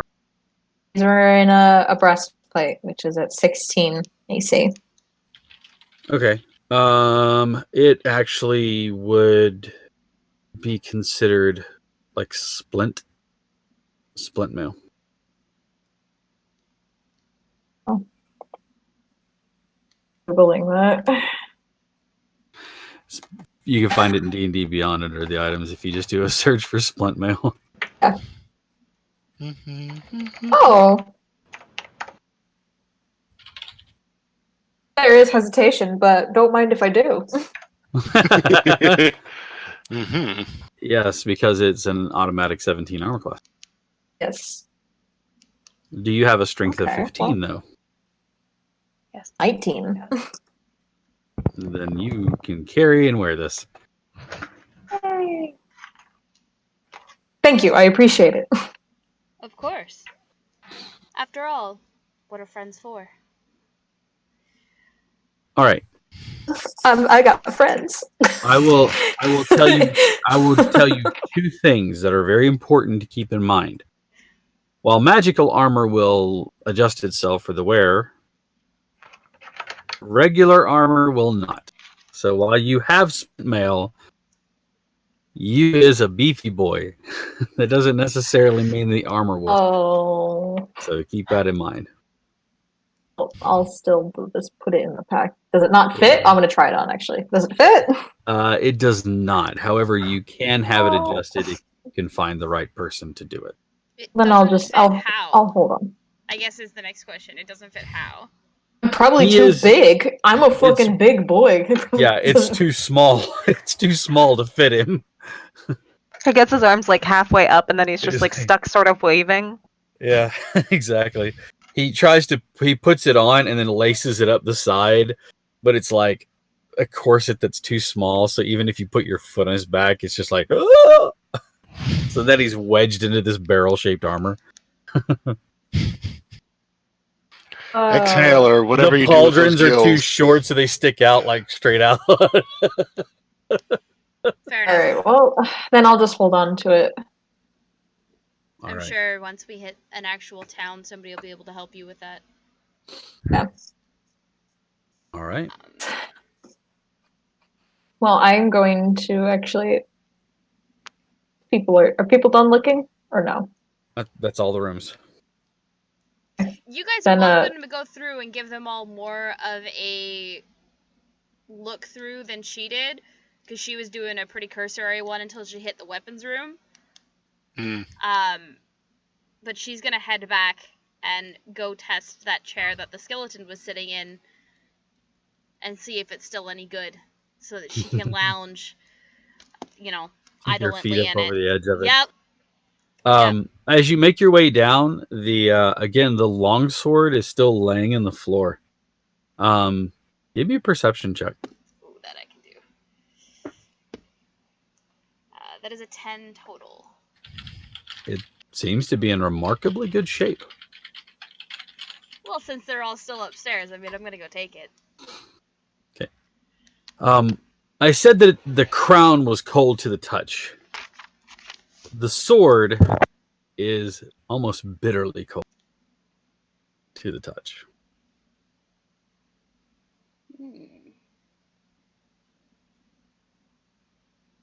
Like, definitely want to put some gloves on when you're wielding this thing.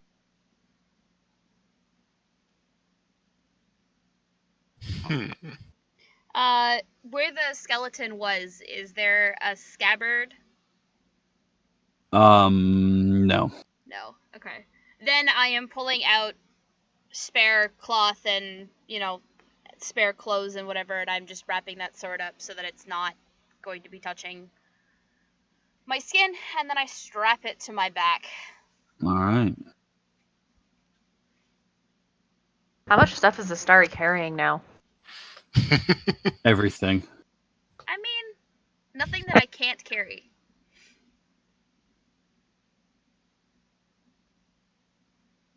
All right. With the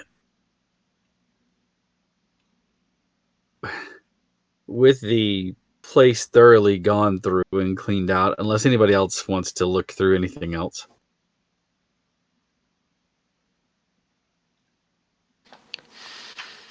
No? Okay. Mm. I take it you all will migrate downstairs unless you all want to sleep on the bunks. How comfortable those bunks look. They look like they've seen better days. How about the bed that we got the... It's slightly askew from where it was, but it seems like the mattresses and things like that have been left to lie there for a while. I can't tell you or promise you what might or might not be living in them. Mm, Not large enough to carry you off in one night. Just saying. yeah, but small and numerous enough to possibly eat us in our sleep. Infestation would be a better term. Mm-hmm. Fine. All right. You lay on the After table testing the downstairs. beds. Yeah, after testing the beds. It's like, that table isn't looking so bad. Exactly. So you make your way back downstairs, and you can see Zastari sitting with one leg or two legs thrown over the chair. The chair is actually pretty sturdy. Crown sitting askance her head. And do you have the longsword on display, just wrapped up? Yep. Yeah. And you can see a bundle wrapped in cloth that appears to be a sword of some kind.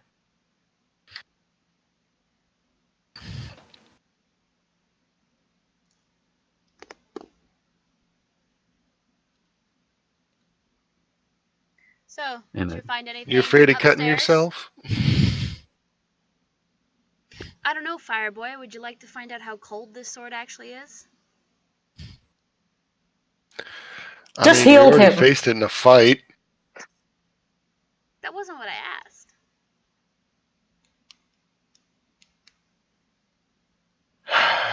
If I wanted to deal with some cold steel, I'd do it myself, thanks.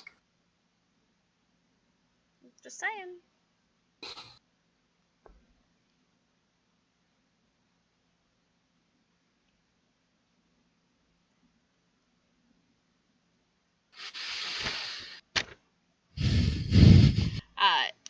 She's gonna pull out that satchel, the green one.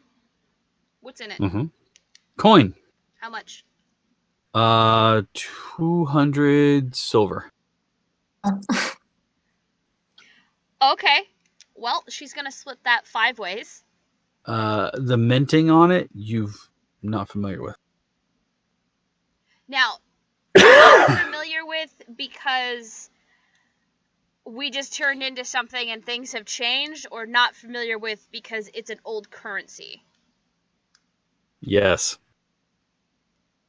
Okay, that was an either or question. I know. I know what I said. I mean, I'm still gonna split it up 5 ways. Sure. I mean, it doesn't lose its value just because the minting on is different. Well, that's fair. talk No, to that's fair. Barovia. That's fair. The weight could be different. You know, just talk to the people who live in Barovia who don't take any coin unless it's minted with straw on it. Yeah, that's but true. she basically she counts out 40 pieces to everybody. So you each have 4 gold pieces or 40 silver. And I would like to take about a 10-minute break if we could. Let's go ahead and say we'll be back at the top of the hour. No, that's not 10 minutes. Yeah, that's about 10 minutes. We'll be back at the top of the hour, 8 o'clock. Please don't go away. Stay with us as we come back. We'll finish exploring this keep that they have the deed for, technically. But we really do appreciate you guys hanging out with us. This is Dire Bear Adventuring Company. We are playing the Escorts, which is a homebrewed campaign set in the world of Edgermon. And things are weird, man. Anyways, give us about 10 minutes. We're going to go refresh drinks, go potty. I would encourage you all to do the same thing. And we'll see you back in just a few minutes. Thanks, guys.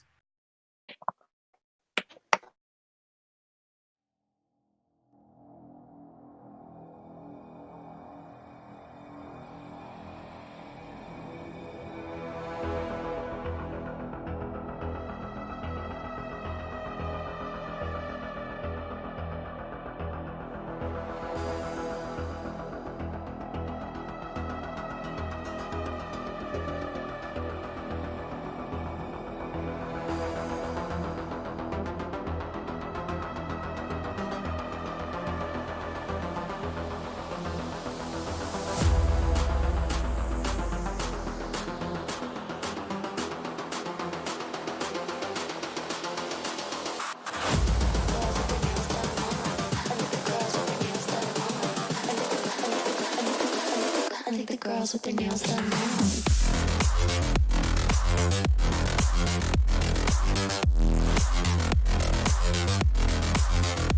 Girls with their nails done. I think the girls with their nails done.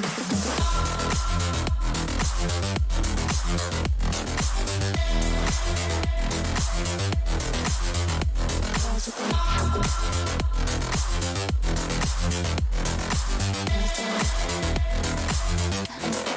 nails done.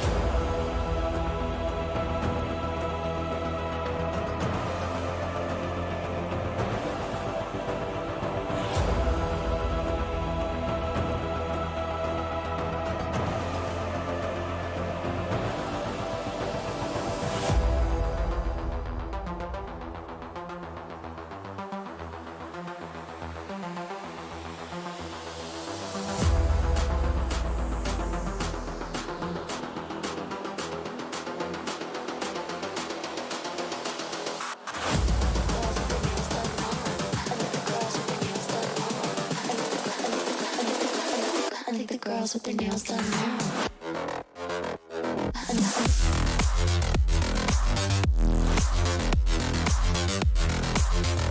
Girls with their nails done.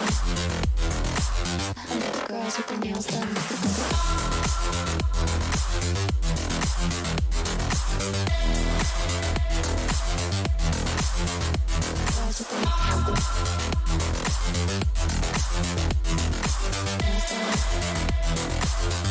Girls with their nails done.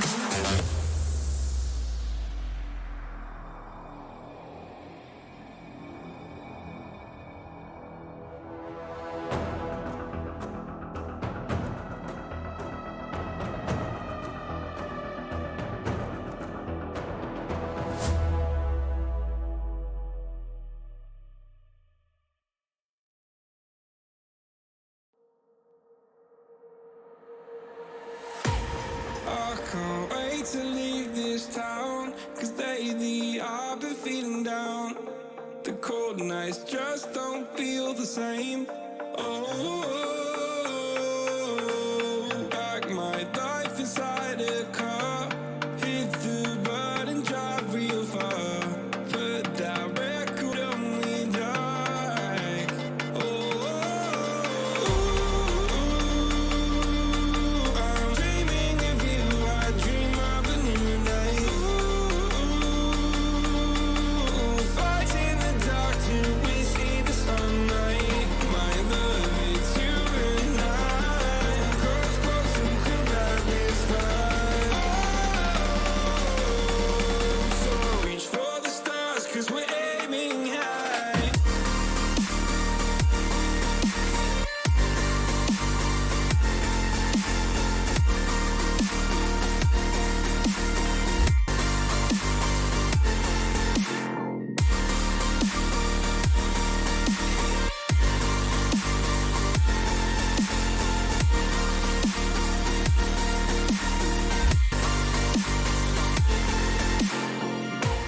You can't wait to see me now, 'cause lately you've been feeling down.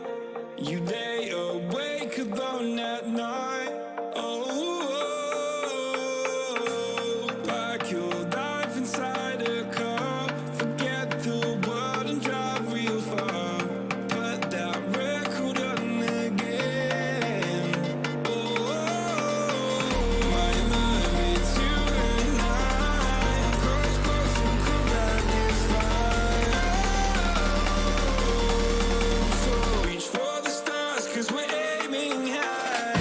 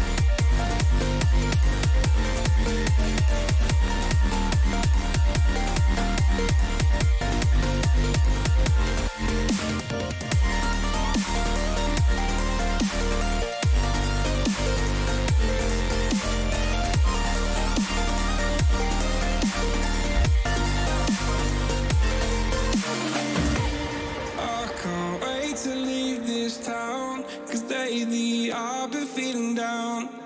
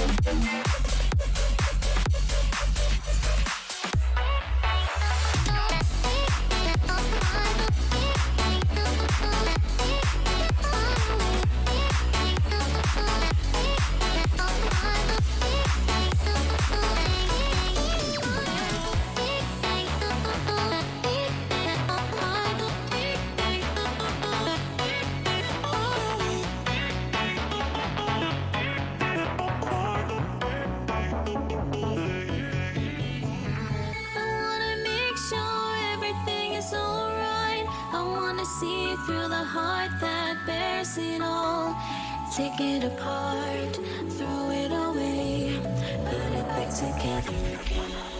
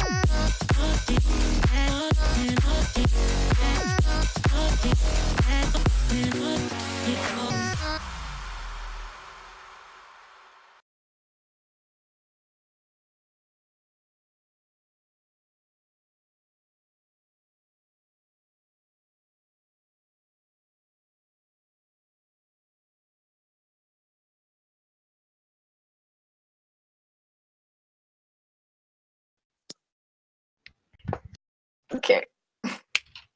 Welcome back. Well, our in-between time is getting really interesting. Anyways.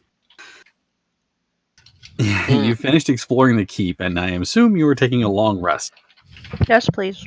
Please go ahead and apply a long rest to your character sheets in D&D Beyond. Before we take a long rest, like right before we're gonna down, Tonga's gonna go over to Ezra and be like, "Hey there, are you okay? Like, are you feeling okay?"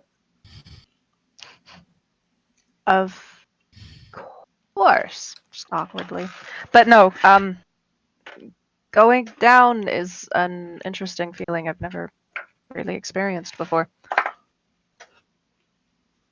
And kind of nifty, you're kind of really good out there. You fight good too. All right, good night. Oh my god, he is literally Shang.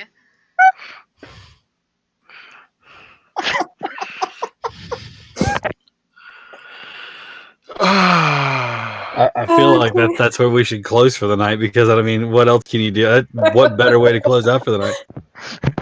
You But fight shit, good we're too. gonna finish an hour Good night, early, folks! right? Good night, guys. We have no way to top this. The session is over. This Dire Bear closes down after one word. You fight good too. God damn. No. Watches? Setting up watches? Or are you just gonna trust that the barricading of ye old door is enough? I think the house will be okay. Yeah, I'm taking first watch. Okay. Sorry, I'll take second watch. Okay. And I'll take third, I guess. All As you're right. sleeping through the night, boys. There are 8 hours and a long rest. Why does everybody divide into 3? It would be 4 if it were me. All right. So I guess I'll take a nice. Saitiel will take 4th watch. No, Ezra will take fourth one. It's fine. Ezra will do it. No, that's a grand question. When did it become 3 watches? It's 8 hours is a long rest. If you do watches, how do you divide that? I mean, it's weird. Usually between evens would make more sense. If you do 2, 4, and 4. Right. 2 or 4. Yeah. Yeah, because pretty 8, much everybody would everybody's- be pretty much still up during that first watch, right? Right. If we're assuming that we're gonna have like actual like 8 hours of sleep, right? Then if we're resting, there's a good chance that when first watch starts, everybody's still up before the long rest actually activates. So you're saying first watch is Like 2 hours. after everybody's gone to something. sleep for 2 hours. Yeah. Second watch would be the following 2 hours, and then the third watch would 3 be the hours. last. 3 hours. No. If as long rest is 8 hours. Right. You're only setting Everybody up 3, is it's up 2, for the 3, first 3. 2. If everybody's up for the first 2 hours, then you could break it into 2-hour sections of 2, 4, break 6. the whole break the whole night into 4 sections of 2-hour blocks. The first 2 hours, everybody's awake. The second 2 hours is the first 2 hours that everybody's asleep, then 2 hours of sleep, 2 hours of sleep. You know what? We can have that conversation off topic. Ezra will take fourth What watch. if? My next Patreon post is watches. Why? Why And are how? they good for you? And how do Why they are they work? good? What are watches even? They're timeless.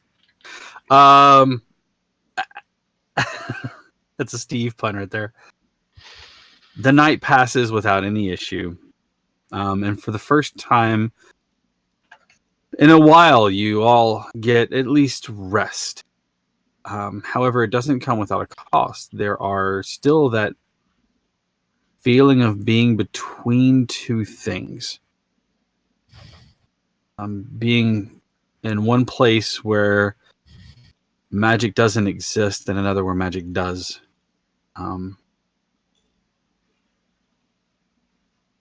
None of you are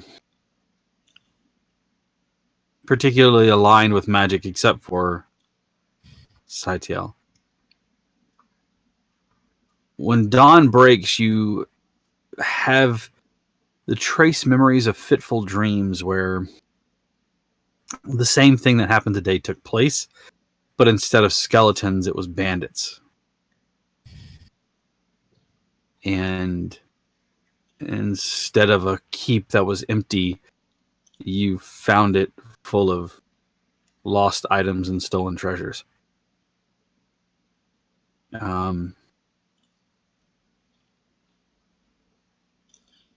It's unsettling, and from here you need to set out, but you're kind of at a loss of which way to go.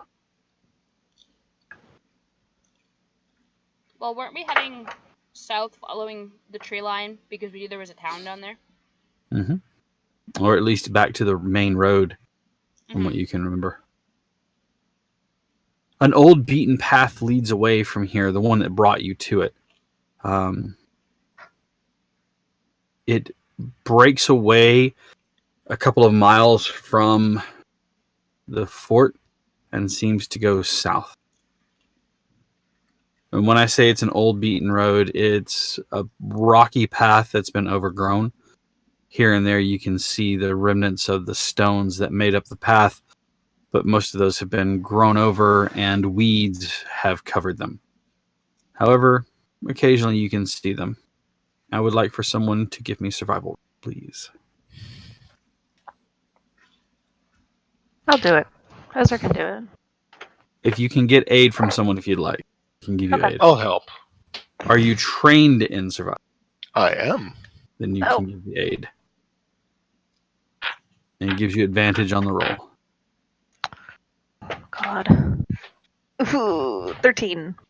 Wait, That no. was with that's advantage? Wrong. 17. 17. All right. You do not lose the path, and you're traveling. And after the better part of the day, you find yourselves presented with a long road ahead of you, the one that you traveled on heading out of the town.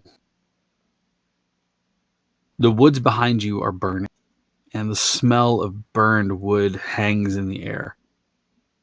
A cloud forms above where the woods once were, where the caldera stood. Every once in a while, ash floats down on the distant winds and carry it overhead like some kind of dismal, abysmal snowflake. Mesquite boar.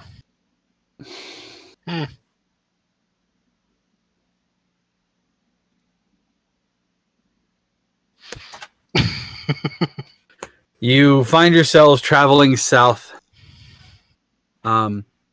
Most of the day is waned on behind you, though, so you know that the sky is getting darker. You can press on through the night, or you can try to make camp. The trip itself was, to this point, is uneventful. Most things you do see are fleeing from the fires behind them.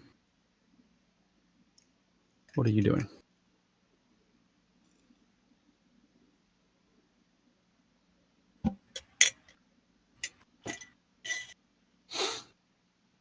Camping or pressing on? How far is the town ahead of us? Does it look? Like, it's not I have like no idea. we can't see it. Mm-mm. Let's go. Let's do it. You may carry ahead. me. Who wants a piggyback ride? I'm a strong Say boy. Mellow's probably light. Either of us could carry him. Exactly. I'll keep you warm.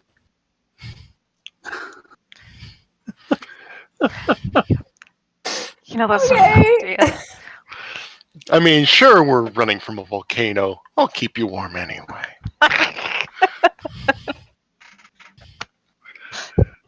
Jeez. I don't trust you. I don't trust me either. As long as I'm not lit on fire. If somebody right. needs to be carried, Ezra will carry him. So you're pressing on through the night? I think so. Mm-hmm. Yeah, Okay. no objections. Pressing on through the night will give you 1 level of exhaustion. However, you do make ground and you start to see the very edges of civilization here and there.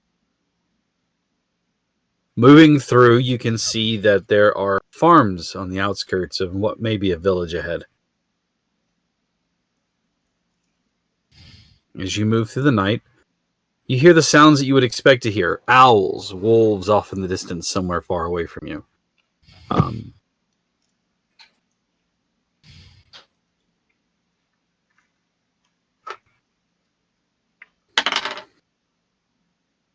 The first few hours, it's quiet.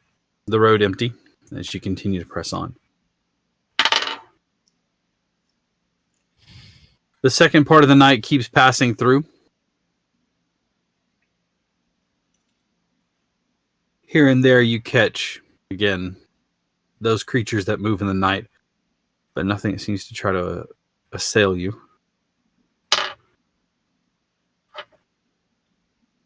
As you move through the last part of the night, the air is cool, even though it does smell of, again, that burning wood smell. And you have like a slight sheen of moisture on you from the dew as you press through. And as you watch, the sun rises on your eastern side, turning the sky from a dark blue black to a gray.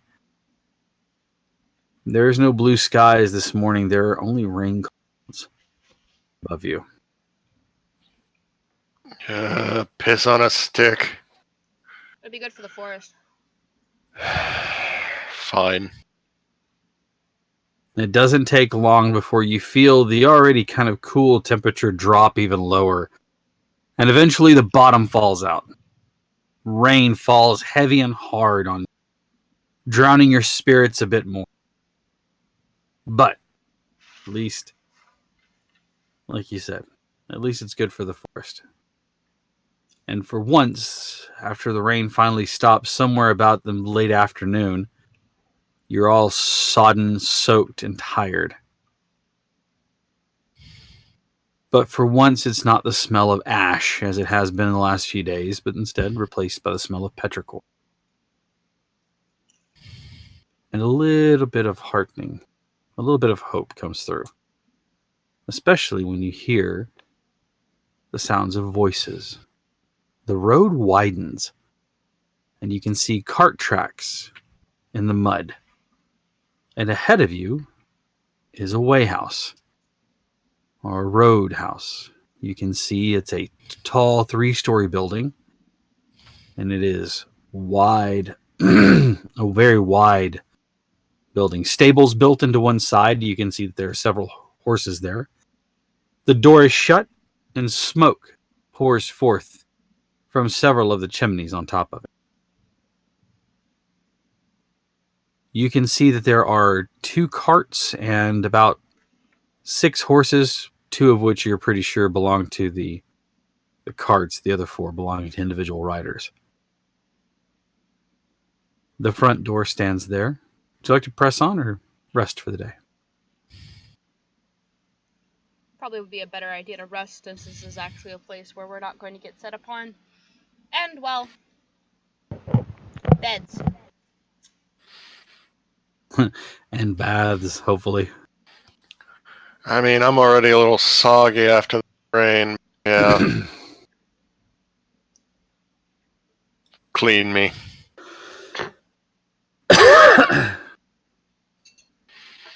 All I heard was clean me, and I wasn't sure if that was given as a directive. It was. Fireboy, if you can't clean yourself, the fuck did your mama teach you? I didn't say I couldn't. I'm Okay. telling someone. Okay. The door to the tavern is closed, but you can see that it is easily opened.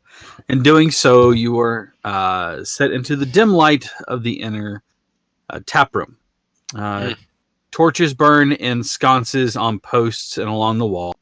They are carefully kept away from burning the wood, but you can see a bright, roaring fire. And although there's not many patrons inside, total of about 8. You can see that 4 of them are huddled together around one table, while the other 4 are huddled around one long bench and table. The 4 that are huddled together in the circular table are in the corner of the room. They seem to be very burly individuals, large. They don't wear much in the way of armor, but you can see that they wear leather jerkins and with shirts underneath. Their green skin gives you the immediate answer that they are all half-orc. They look up and nod and go back to their conversation.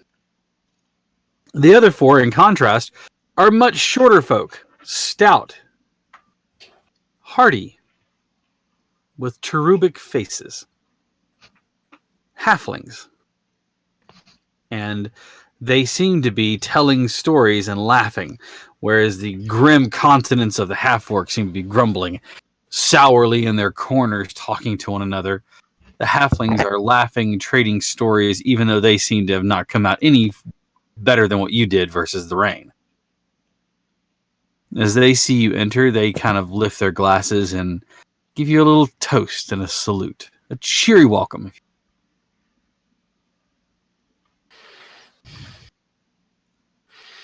Behind the tavern, or behind the main bar when you walk in, there is a counter that's running there, and you can see there are mugs that are strapped to it, running on either side.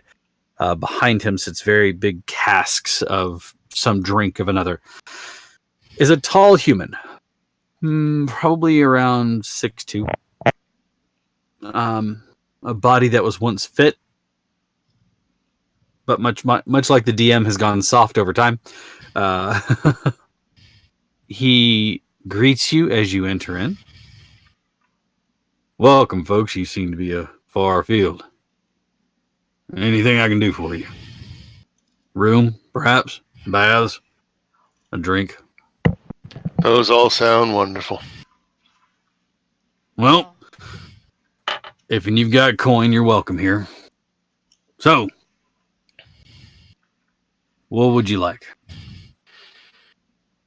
Well, rooms and a bath to start. Get dry, warm up. And then perhaps food, drink? All right. Well, we've got a laundry service we can offer you, the young lady that runs. She can help you out with getting your clothes dried and cleaned up. Anybody need any mending done? What kind of mending? Like, patching up holes in clothes and things like that.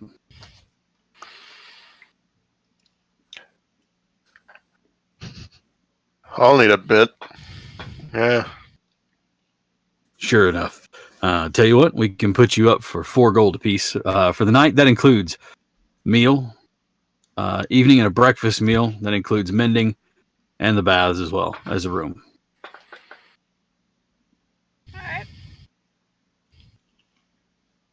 All right. Individual, I will assume, is the cost on that. Yeah. Unless one of you lovelies wishes to join me. I don't see an issue with some of us bunking together since we've traveled together so far. Plus, it might be cheaper. Sure. I could knock it down to, say, 3 gold each if you bunk. Save me the cost. Of course. Maybe I can rent the other room out. How many beds in a room? Well, I've got an option of 2 and 4, and of course an individual. And there are 5 of us. Indeed, there are. Why don't we just take a 4? room. Well, I can definitely set you up with one of those. Still wanting the laundry service and everything. Please. All right, then we'll call it 3 gold each then. But again, pays for an evening meal, morning meal, the laundry service, the bath, and the room. Not a problem. All right. He takes a ribbon and a key attached to it. You can see that there is a number stenciled into the metal of the key. He takes the ribbon and the key and hands it over to you guys. It'll be on the 3rd floor. It's on the 2nd floor. You're going to go up the staircase, and he kind of motions to the, kind of like in the middle of the tap room. You can see a staircase that goes up. Take the staircase up. When you get to the top, you're going to come to the landing. And there's going to be a hallway that goes straight ahead. There's a hallway to the right. You're going to take the right, and it's back there in the last corner. I'll have the young lady run about in about 20 minutes or so to mend and dry your clothes if you'd like. Launder your clothes. All right? Much obliged. Sure thing. We'll settle up now. All right. And then he takes the 3 gold from each of you, hands you your key. We do have a few rules. No fighting, please. It's been a long time since I've had to use a truncheon on anyone, and I'd rather like that. Also, don't steal anything from anybody. That's just common courtesy. You understand? Excellent. Everybody pretty looks to simple one rules. person. None of you know that I'm a thief. Says the one dragging a longsword I'm not dragging it. It's on my back. and a crown. I rightfully I don't even know that I acquired stole shit. Definitely don't Weird. steal shit. Mm-mm. Hey, I rightfully acquired that from an abandoned place after I got the killing blow on the skeleton. I don't know what you want from me. It's my stuff. Sounds fair. The room upstairs is actually, for lack of a better word, roomy. There are 4 beds arranged around the wall and allowance for everyone to sleep. There is big enough space for like a small table kind of in the center of it with 4 chairs gathered around it so you can like set your stuff on the table. How big is the bath? Odd question. The bath is not in this room. It is actually in another place, but it is big enough. It's like a big metal tub, and water is brought in and poured into the tub and warmed. If there's anything you'd like add, they can add a few things there, but at an additional cost. The bath. Okay. Sure. There are, see, in this house, there are eight tubs altogether. And there is no modesty room here. That is tub right across from each other. So You seen fish sticks before? get down to skin and jump on in. Fish stick? No, honey, no. Anyway, I don't know if he so much as bathes as he kind of like just wants to be in water. He's just looking to get into the water. I got you. Okay. You all bathe. The young lady comes around and launders all of your clothing, mending anything that might have holes in it, Steve. A meal is actually brought to your room.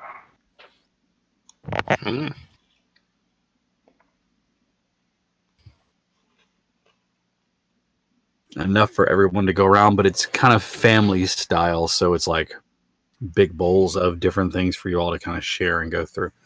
But it is hearty enough, and it is filling, and it has small loaves of bread so that you guys have enough to eat.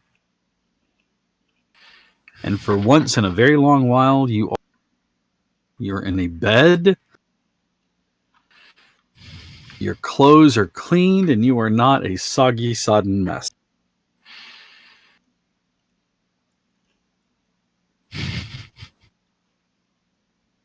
The next day approaches.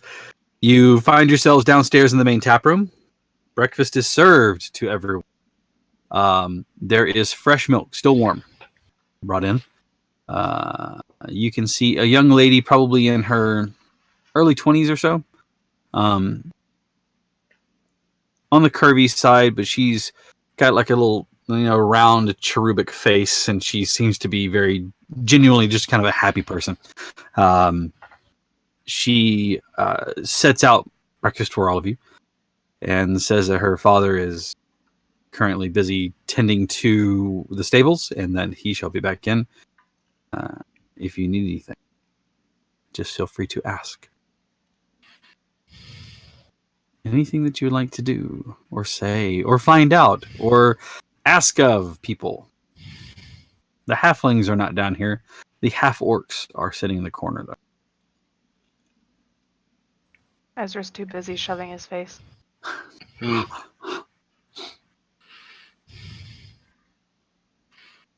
After These a few green minutes, fellas come around often? she stops and looks at you for a moment. They come around here once a month or so. Seem to do just fine. Don't mean no harm to no one. They stay for the night and move on. Either coming north or coming south. Any idea what they do north or south? Never took it to mind to ask. Boss says their money's good, and so it's good. Fair enough. We're looking to head into town. Can you tell us where we need to go? Well, the nearest place is going to be southwest of here. Small town, but quaint enough. It has a few of the main staples that you need. Just 1 second here.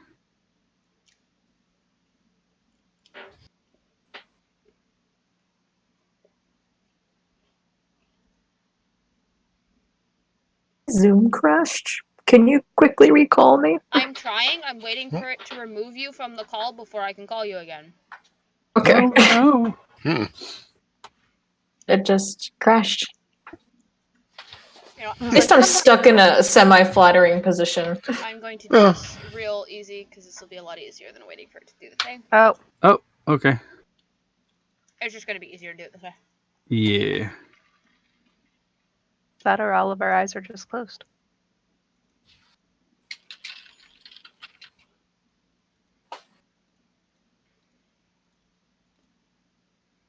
Is only Maddie now. Not for long. There is only Maddie. Just waiting on. I am. Damn. Hello. I'm Ponderoa now. Oh, I'm the DM now.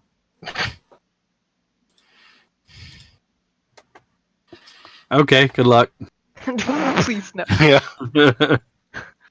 You all, the tavern explodes. Game over. Game over. The end. The end. Sorry.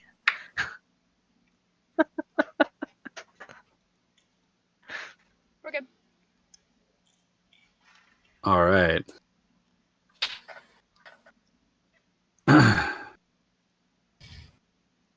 She takes a moment and thinks about it, and she says, the town you're looking for is south of here, probably about a day's travel or so. A little farm town. It's called Mount Eliana. It's got a mine that's nearby it, but it's mostly known for its mining of rare minerals and ore. And they've got some folks there who can help out if you're looking for something in particular. But that'll be probably the closest establishment. No, that's perfect. Thank you. All right. If you'll stay on the road south here, you can follow it all the way south and then south southeast to Prestigio, but Mount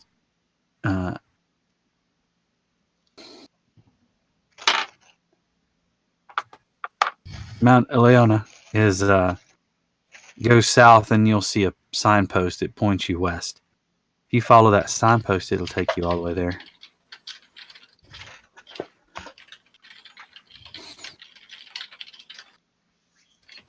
And about the time she finishes talking about that, you watch as the man from last night, who's a bigger guy, comes back in. You can see he stomps his feet a few times before he comes in. Looks at you and says, I trust you slept well last night. We did. It was fantastic. Thank you. Well, you're quite welcome. We're happy to have you here. Is there anything else we can do? Breakfast is good, I assume. It was delicious. Fantastic. Well, let me finish tending the chores this morning, and then if you folks take off, you have a wonderful time and be safe out there on the roads. They're not quite what they used to be.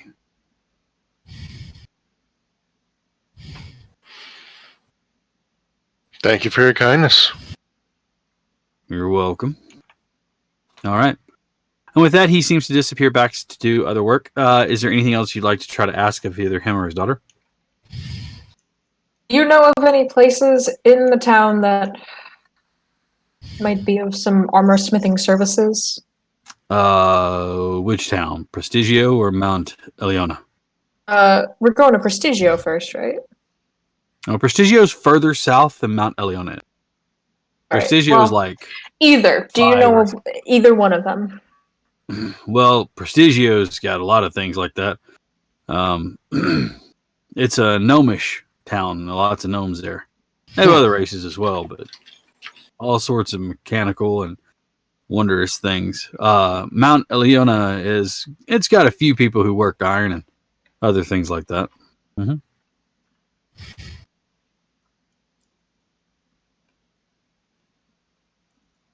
I will be on the lookout. They might be able to help you with that armor.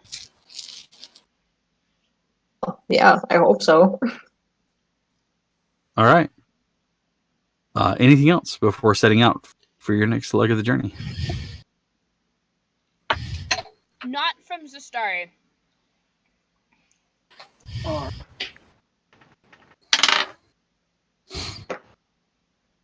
right. As you set out on the road, it is a bright morning as opposed to the rainy day you had yesterday.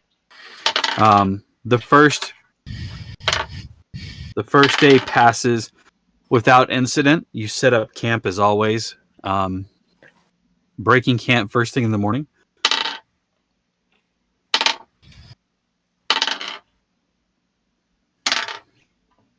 Second day, actually, the first day travel.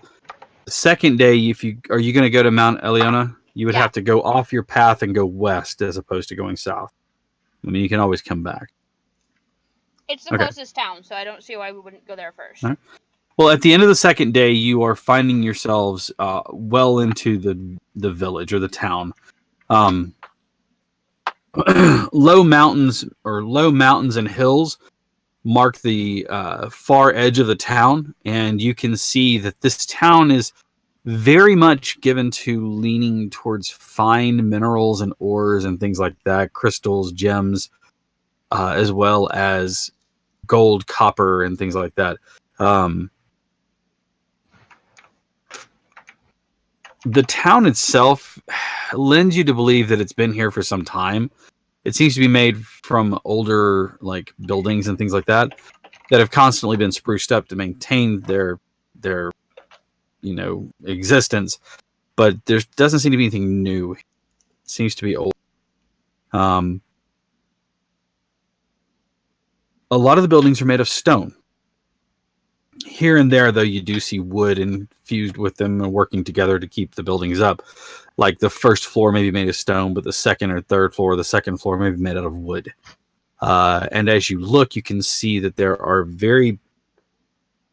here and there are runes of dwarven nature carved into things. And as a matter of fact, a lot of the people that you see moving throughout the town are the smaller, stouter folk of the dwarves.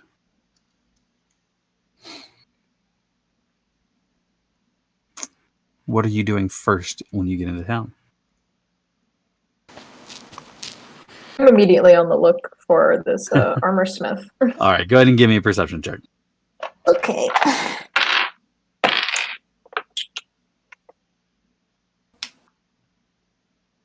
Perception. Ugh. 3. I'm sorry, did you say 3? 3.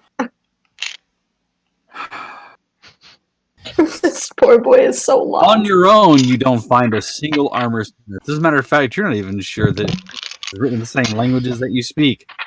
Oh God, May I? let Ezra know, please. Yes, you may. That's a 19 on the die. Okay. Plus 3 for Just imagine she like grabs his head and like manually turns it. Mm-hmm. to look at it. Down one of the many busy streets, you can see what appears to be like a market square. As you approach, you can see that there are all sorts of goods, jewels and jewelry, polished gemstones, things like that. You also see a permanent fixture that is clearly a blacksmith with the intent of having an armory. As you can see, there are stands with armor outside of it. Cool. All right. Cool. All right. As you enter in, you can see that the place is run by 2 dwarven figures, a man and a woman. He has a bald pate with a big beard that is braided on the side and then pulled together. So there's like big braids and then pulled together in the center in 2 different places, so it's not braided. She has a shaved head on either side, but right down the center, her hair is a thick braid that comes all the way down. Her hair is a platinum blonde, almost white. She is working, currently stoking the forge, while he is swinging the hammer, and both of them are just all muscle and thick-bodied, and they're just smashing away. And he's just smashing away at a piece of metal, and you can hear the telltale sound of the ding, ding, ding, ding, ding, ding, ding. The smell of the forge, the smelting irons and things like that assail your nose. And while it's been cooler over the last day or so, as you come in immediately, you get the understanding of the true meaning of the word blast furnace, as it is just warm in here. As a matter of fact, both of them are bare-chested, with the exception of like an apron over them to keep themselves from just overheating. She takes the moment to stop stoking the forge and the fire to look at you, and then she kind of like motions at him, and he lets the hammer fall to a rest, and whatever he's working on, you see him put it aside, and it hisses as he drops it into the water to cool. And he looks up and nods at you all. How can I help you? Recently acquired some armor, but it doesn't quite fit, and was wondering if you would do any sort of readjustment for it. The splint armor. Shows He it to looks him. at it and says with a scoff, not meant to offend, but more of like a surprise. It's made out of wood. No, really? Okay, well, I'm not. have a good day. Hold Have a on. good day, thank you. Do you need somebody to adjust it armor for you? Yeah, it's a little small, and he kind of like picks it up and like holds it like in comparison to like his broad chest and shoulders. Peck. And the young girl, or the woman, steps forward. Huh? Make sure they go and see Stifle. Okay. And she kind of like nods at you all, or nods at you, Tanga. She says, come on with me. And she takes off towards another part of the town, like walking at a pretty brisk pace. I assume the rest of you are just like tagging All right. along behind her. Yeah. You find yourself actually standing outside of a woodworking shop, a carpenter's place. You can see barrels and all sorts of furniture and things like that. All of them are tagged and neatly arranged. There's a stark contrast of smells, and it's actually cool inside of this establishment, and you can smell fresh wood shavings, cedar, and things like that. And it just, whereas before it was the smelting and the iron and the heat, you now have this nice, wonderfully fresh smell inside of this shop. The only acrid smell is what you can see a thin-looking human, probably in his early 30s, but already going bald at the head. But he looks up at you with a very humble and honest face, round glasses on his face. Hi, can I help you? I'm looking to get some armor adjusted. Well, I don't work on armor. And Pat goes, "It's made of wood." And then she kind of turns and leaves, like just brusquely walks out.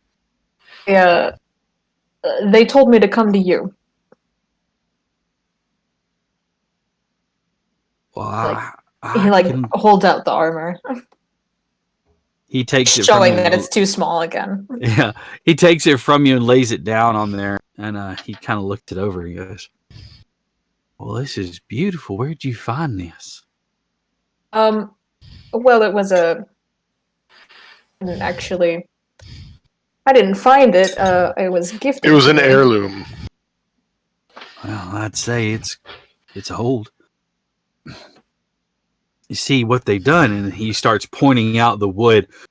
They would take to a really hard wood on the outside, and then they would press it with another piece of leather in the middle, and then another piece of hardwood, and then they'd put padding on the inside, and that would actually add an extra layer of protection. You would think something like this, you would hit it with your sword or something, and it would just cut right through, but they would lacquer it, and so that lacquer would actually turn the blade almost as good as metal, and it's lightweight compared to wearing metal and stuff like that. So if you fell in the water, you would float instead of sinking to the bottom. If I would need to go in the water, down in the water, I of course could go down there, right? Or would I be too buoyant? You'd want to take off the armor. I mean, it's heavy, but it's made out of wood and leather. Probably drag you down, and the padding inside of it, so, so I mean, it wouldn't drag you down as fast as the metal would, because the metal doesn't float at all, really. I mean, everybody knows the best boats are made out of wood. So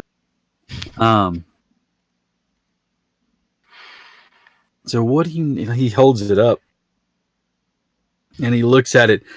And he's like, "Well, I mean, I'd have to recreate this and try to make it.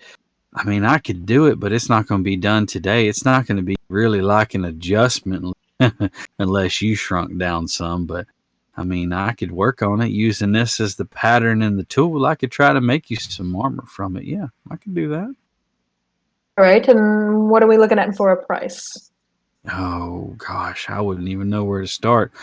I tell you what, materials and labor and the time that I'd sink into it and everything, it'd probably be about 200 gold pieces, honestly. Because I'd have to find the right kind of wood that would not only mold it and shape it. And that, of course, have you ever tried to warp wood on purpose and have it hold its form? I mean, it ain't something that happens real easy. You can use a softer wood, but I can't guarantee that it protects you as well. And then you got to add the lacquer and press a leather in between it. You add that extra protection, and then had to find that other wood and warp it just slightly more so you could put it on the inside. And then there's the padding on there, and then that's just the chest piece alone. Then you got to talk about making the planks for the legs, the guards, and the greaves, and all the everything else like that. But I mean, it would take me a few months, maybe probably the better part of a month to get it made. Oof. Well, tell you what. If I could give you some sort of down payment now, All right. I think I might have an item worth trading. Sort of barter or a trade, or if I could find somebody that would like to purchase it All right. Well, what is it? down the road. Well, it's the piece of armor I'm currently wearing. He kind of looks at it. Now, what's that made out of? Well, it's made out of, oh fuck, what was it called? Carapace. That's what it is. Carapace. Carapace. What's made on my island. We have a group of smithers that only make items out of completely natural resources, and that's where we don't use really metal too much. He just gives a little kind of a. Oh, what would you wear in place of armor? I wouldn't get rid of it until this one was ready. Oh, so you're going to guarantee the piece that you're wearing, you'll give to me, and I'll give you this one? If you'd like it, I could find someone else that would be interested in purchasing it and then just give you gold in place of that. I'd kind of rather have the gold if that means. Well, then that's perfectly fine. Would you take a down payment of some sorts to guarantee that I will return? Sure. What do you got? Well,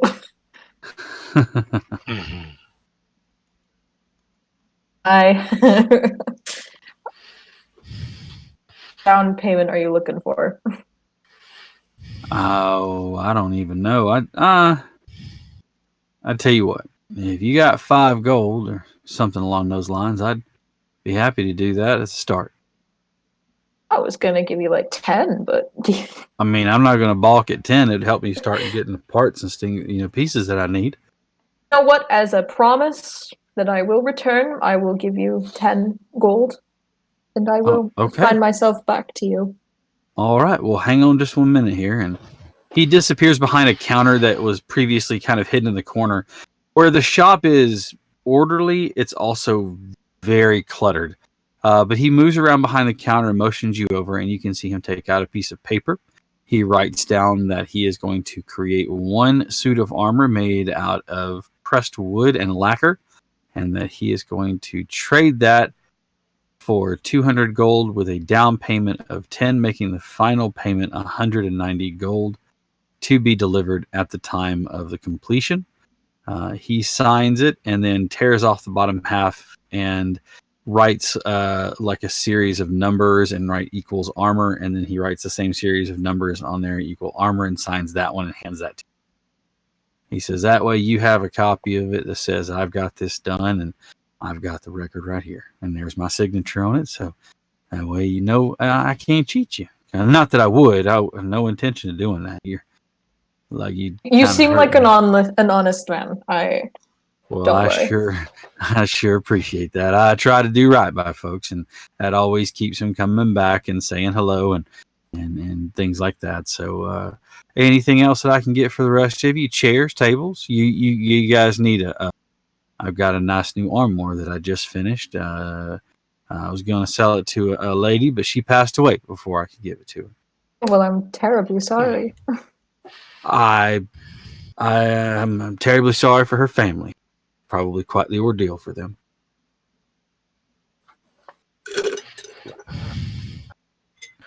Well, if not, feel free to come by at any time. I'm happy to help out. My name is Stuart Liff, and they call me the Stifled One. But you guys can come by anytime and say hello. I like company, and it's always nice to meet new people. What were your names, by the way? Tangaroa. Tangaroa. Yes. Well, you're definitely not from around here. Oh, no. This is kind of my first experience on this. Well, I'm not one to comment on the appearance of individuals because, My parents raised me better than that, but you sure do look a lot different from most of the people that we see around here on account of you having them webbed hands and gills. And Yeah, he kind of like, yeah. They're useful though. Maybe not quite around here, but No, I would assume not much swimming done on dry land. it's not. And what about the rest of you? Oh, my dear fellow, my name, but you may call me Mel. Mel, it's a pleasure. Stuart Liff, it's a pleasure to make your acquaintance. You seem like a nice enough fella. That's a real fancy guitar you got on your back right there. I haven't seen one like that in a long time. Oh, thank you. It's one of my treasures, I assure you. If you'd like me to play for you, just say the word. Oh, well, I certainly do appreciate that. Will you be playing down at the tavern tonight? I might try to swing by there and play. I just might do that. All right, that's fantastic. And young lady, what's your name? Why, my goodness, you have lovely ears. I think those are fantastic. They call me Zastari. It's a pleasure to meet you. Oh, pleasure's all mine, young lady. My name is Stuart Liff, and it's a real nice to have you here. Are you Elven by chance? Yes. I haven't seen any of the fair folk in my lifetime, actually. As a matter of fact, the dwarves around here, they don't cotton to the elves too much. Not that I've got any problem with them, mind you, and most of the people keep them reasonable enough that, that they won't say much to you. But they might be a bit gruff, and you just don't take it personal. It's just how they are around here, kind of stuck in their ways. Right. My goodness, you are a sight, aren't you? How are you? My name is Stuart Liff. What's your name?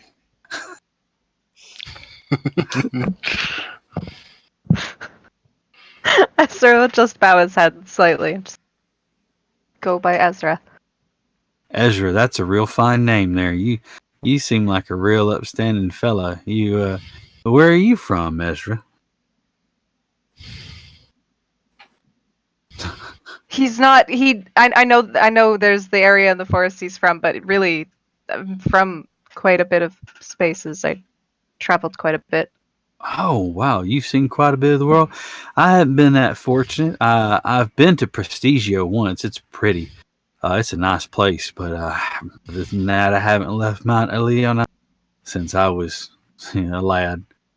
This is where it is. I inherited this shop from my daddy when he passed on, and Mama, she doesn't get around much anymore, so I just kind of, I just work here, and I like it. It's good enough for me. Anyways, so look at me prattling on, talking the ear off. I apologize. If you folks need a place to stay, there's a place right near the edge of town. It's a pretty nice little place to stay in. They've got rooms for rent. It's not a tavern, it's a boarding house, so be real kind to her, okay? You seem like the kind of folk, so I'm pretty sure there wouldn't be any trouble. You know how it is with strangers, and especially if you're accepting them in your house, you really got to be careful. You never know what you're going to be up against, so, but there's a boarding house there at the edge of town, and if you're needing a place to stay, she's about the best house you can, a warm meal. She's a real sweetheart. Well, thank you for that information. Have you breathed in the last 10 minutes, by the way?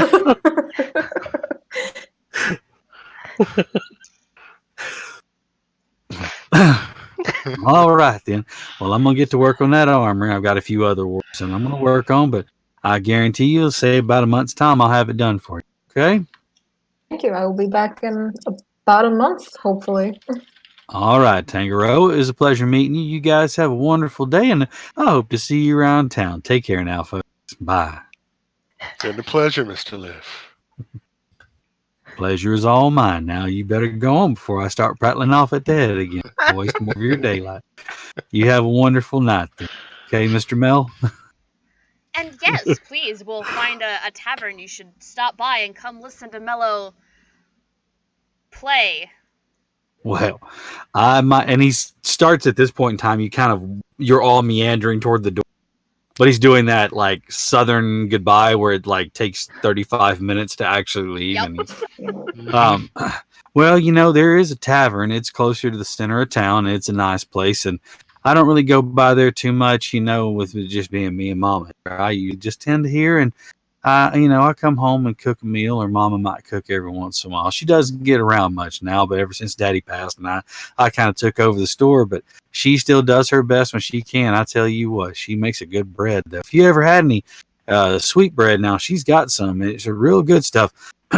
She uses blackberries in it, and like a cobbler almost, but it's more loaf bread than anything else like that. Man, I tell you what, you get some fresh cream on there, a little bit of sugar with that sweet bread, man, it's the best dessert you ever had around here. As a matter of fact, you ever want some, you just come by and let me know, and I'll make sure Mama's got some sweet bread for you. Look at me, I'm on prattling on again. Listen, y'all have a good day, and I'll see you about a month now, Tango, okay? Absolutely. All right, then. Y'all have a wonderful day. Ezra's making a note about that sweet bread. All right, then. Y'all have a wonderful day. Take care now. And he finally lets you actually leave the shop. It's like, bye, Tangaroa. Oh, Would you like to head to the edge of go. town, or would you like to head to the tavern? You mentioned a spot with like little stones and jewels. Ezra would like to stop by there really quickly if he can. Okay. All right. Well, I'll tell you what. Since it is 8:57, why don't we go ahead and call it here for the night in the town of Mount Eliona, where they have a specialty with precious minerals and ores. And they've met a new gentleman by the name of Stuart Liff, who I'm going to try hard not to slip back into that accent because it's so easy to do. I want to thank everybody who tuned in tonight with us. It means a lot every time we have viewership. Even if it's just one single person, we will still act out and have a great time with it. But thank you all. We will be back again next Monday, barring any unforeseen incidents. We should have a full cast back once again in the town of Mount Eliona, where we will discover what's going on and see where we're going to go from there. In the meantime, I have been Heath, a.k.a. the Dire Bear GM, a.k.a. Captain Sack. We have had the beautiful Maddie, who has been playing Zastari. We've had the fantastic V, who is playing Ezra. The wonderful Steve, who is playing Mello. And the, the excellent Molly, who is playing Tangaroa. I ran out of in the void. who is not on camera, but is with us. Thank you all so much. I appreciate every single one of you. Please keep in mind the donation on Facebook. If you're free to add the Dire Bear Adventuring Company page. I broadcast the messages for what I'll be playing over at Lucky Dice Cafe. Please give to the National Suicide Prevention Hotline. It would mean a lot to me. In the meantime, take care of yourselves. We'll be back again tomorrow with Jason and the Holocaust of the Ekajati, which is Esper Genesis, the 5e compatible sci-fi. And Wednesday is our Wednesday night showcase. And then on Thursday is Maddie back with more Curse of Strahd. So until then, take care of yourselves. We love you guys. Thank you so much for tuning in. Have a good night.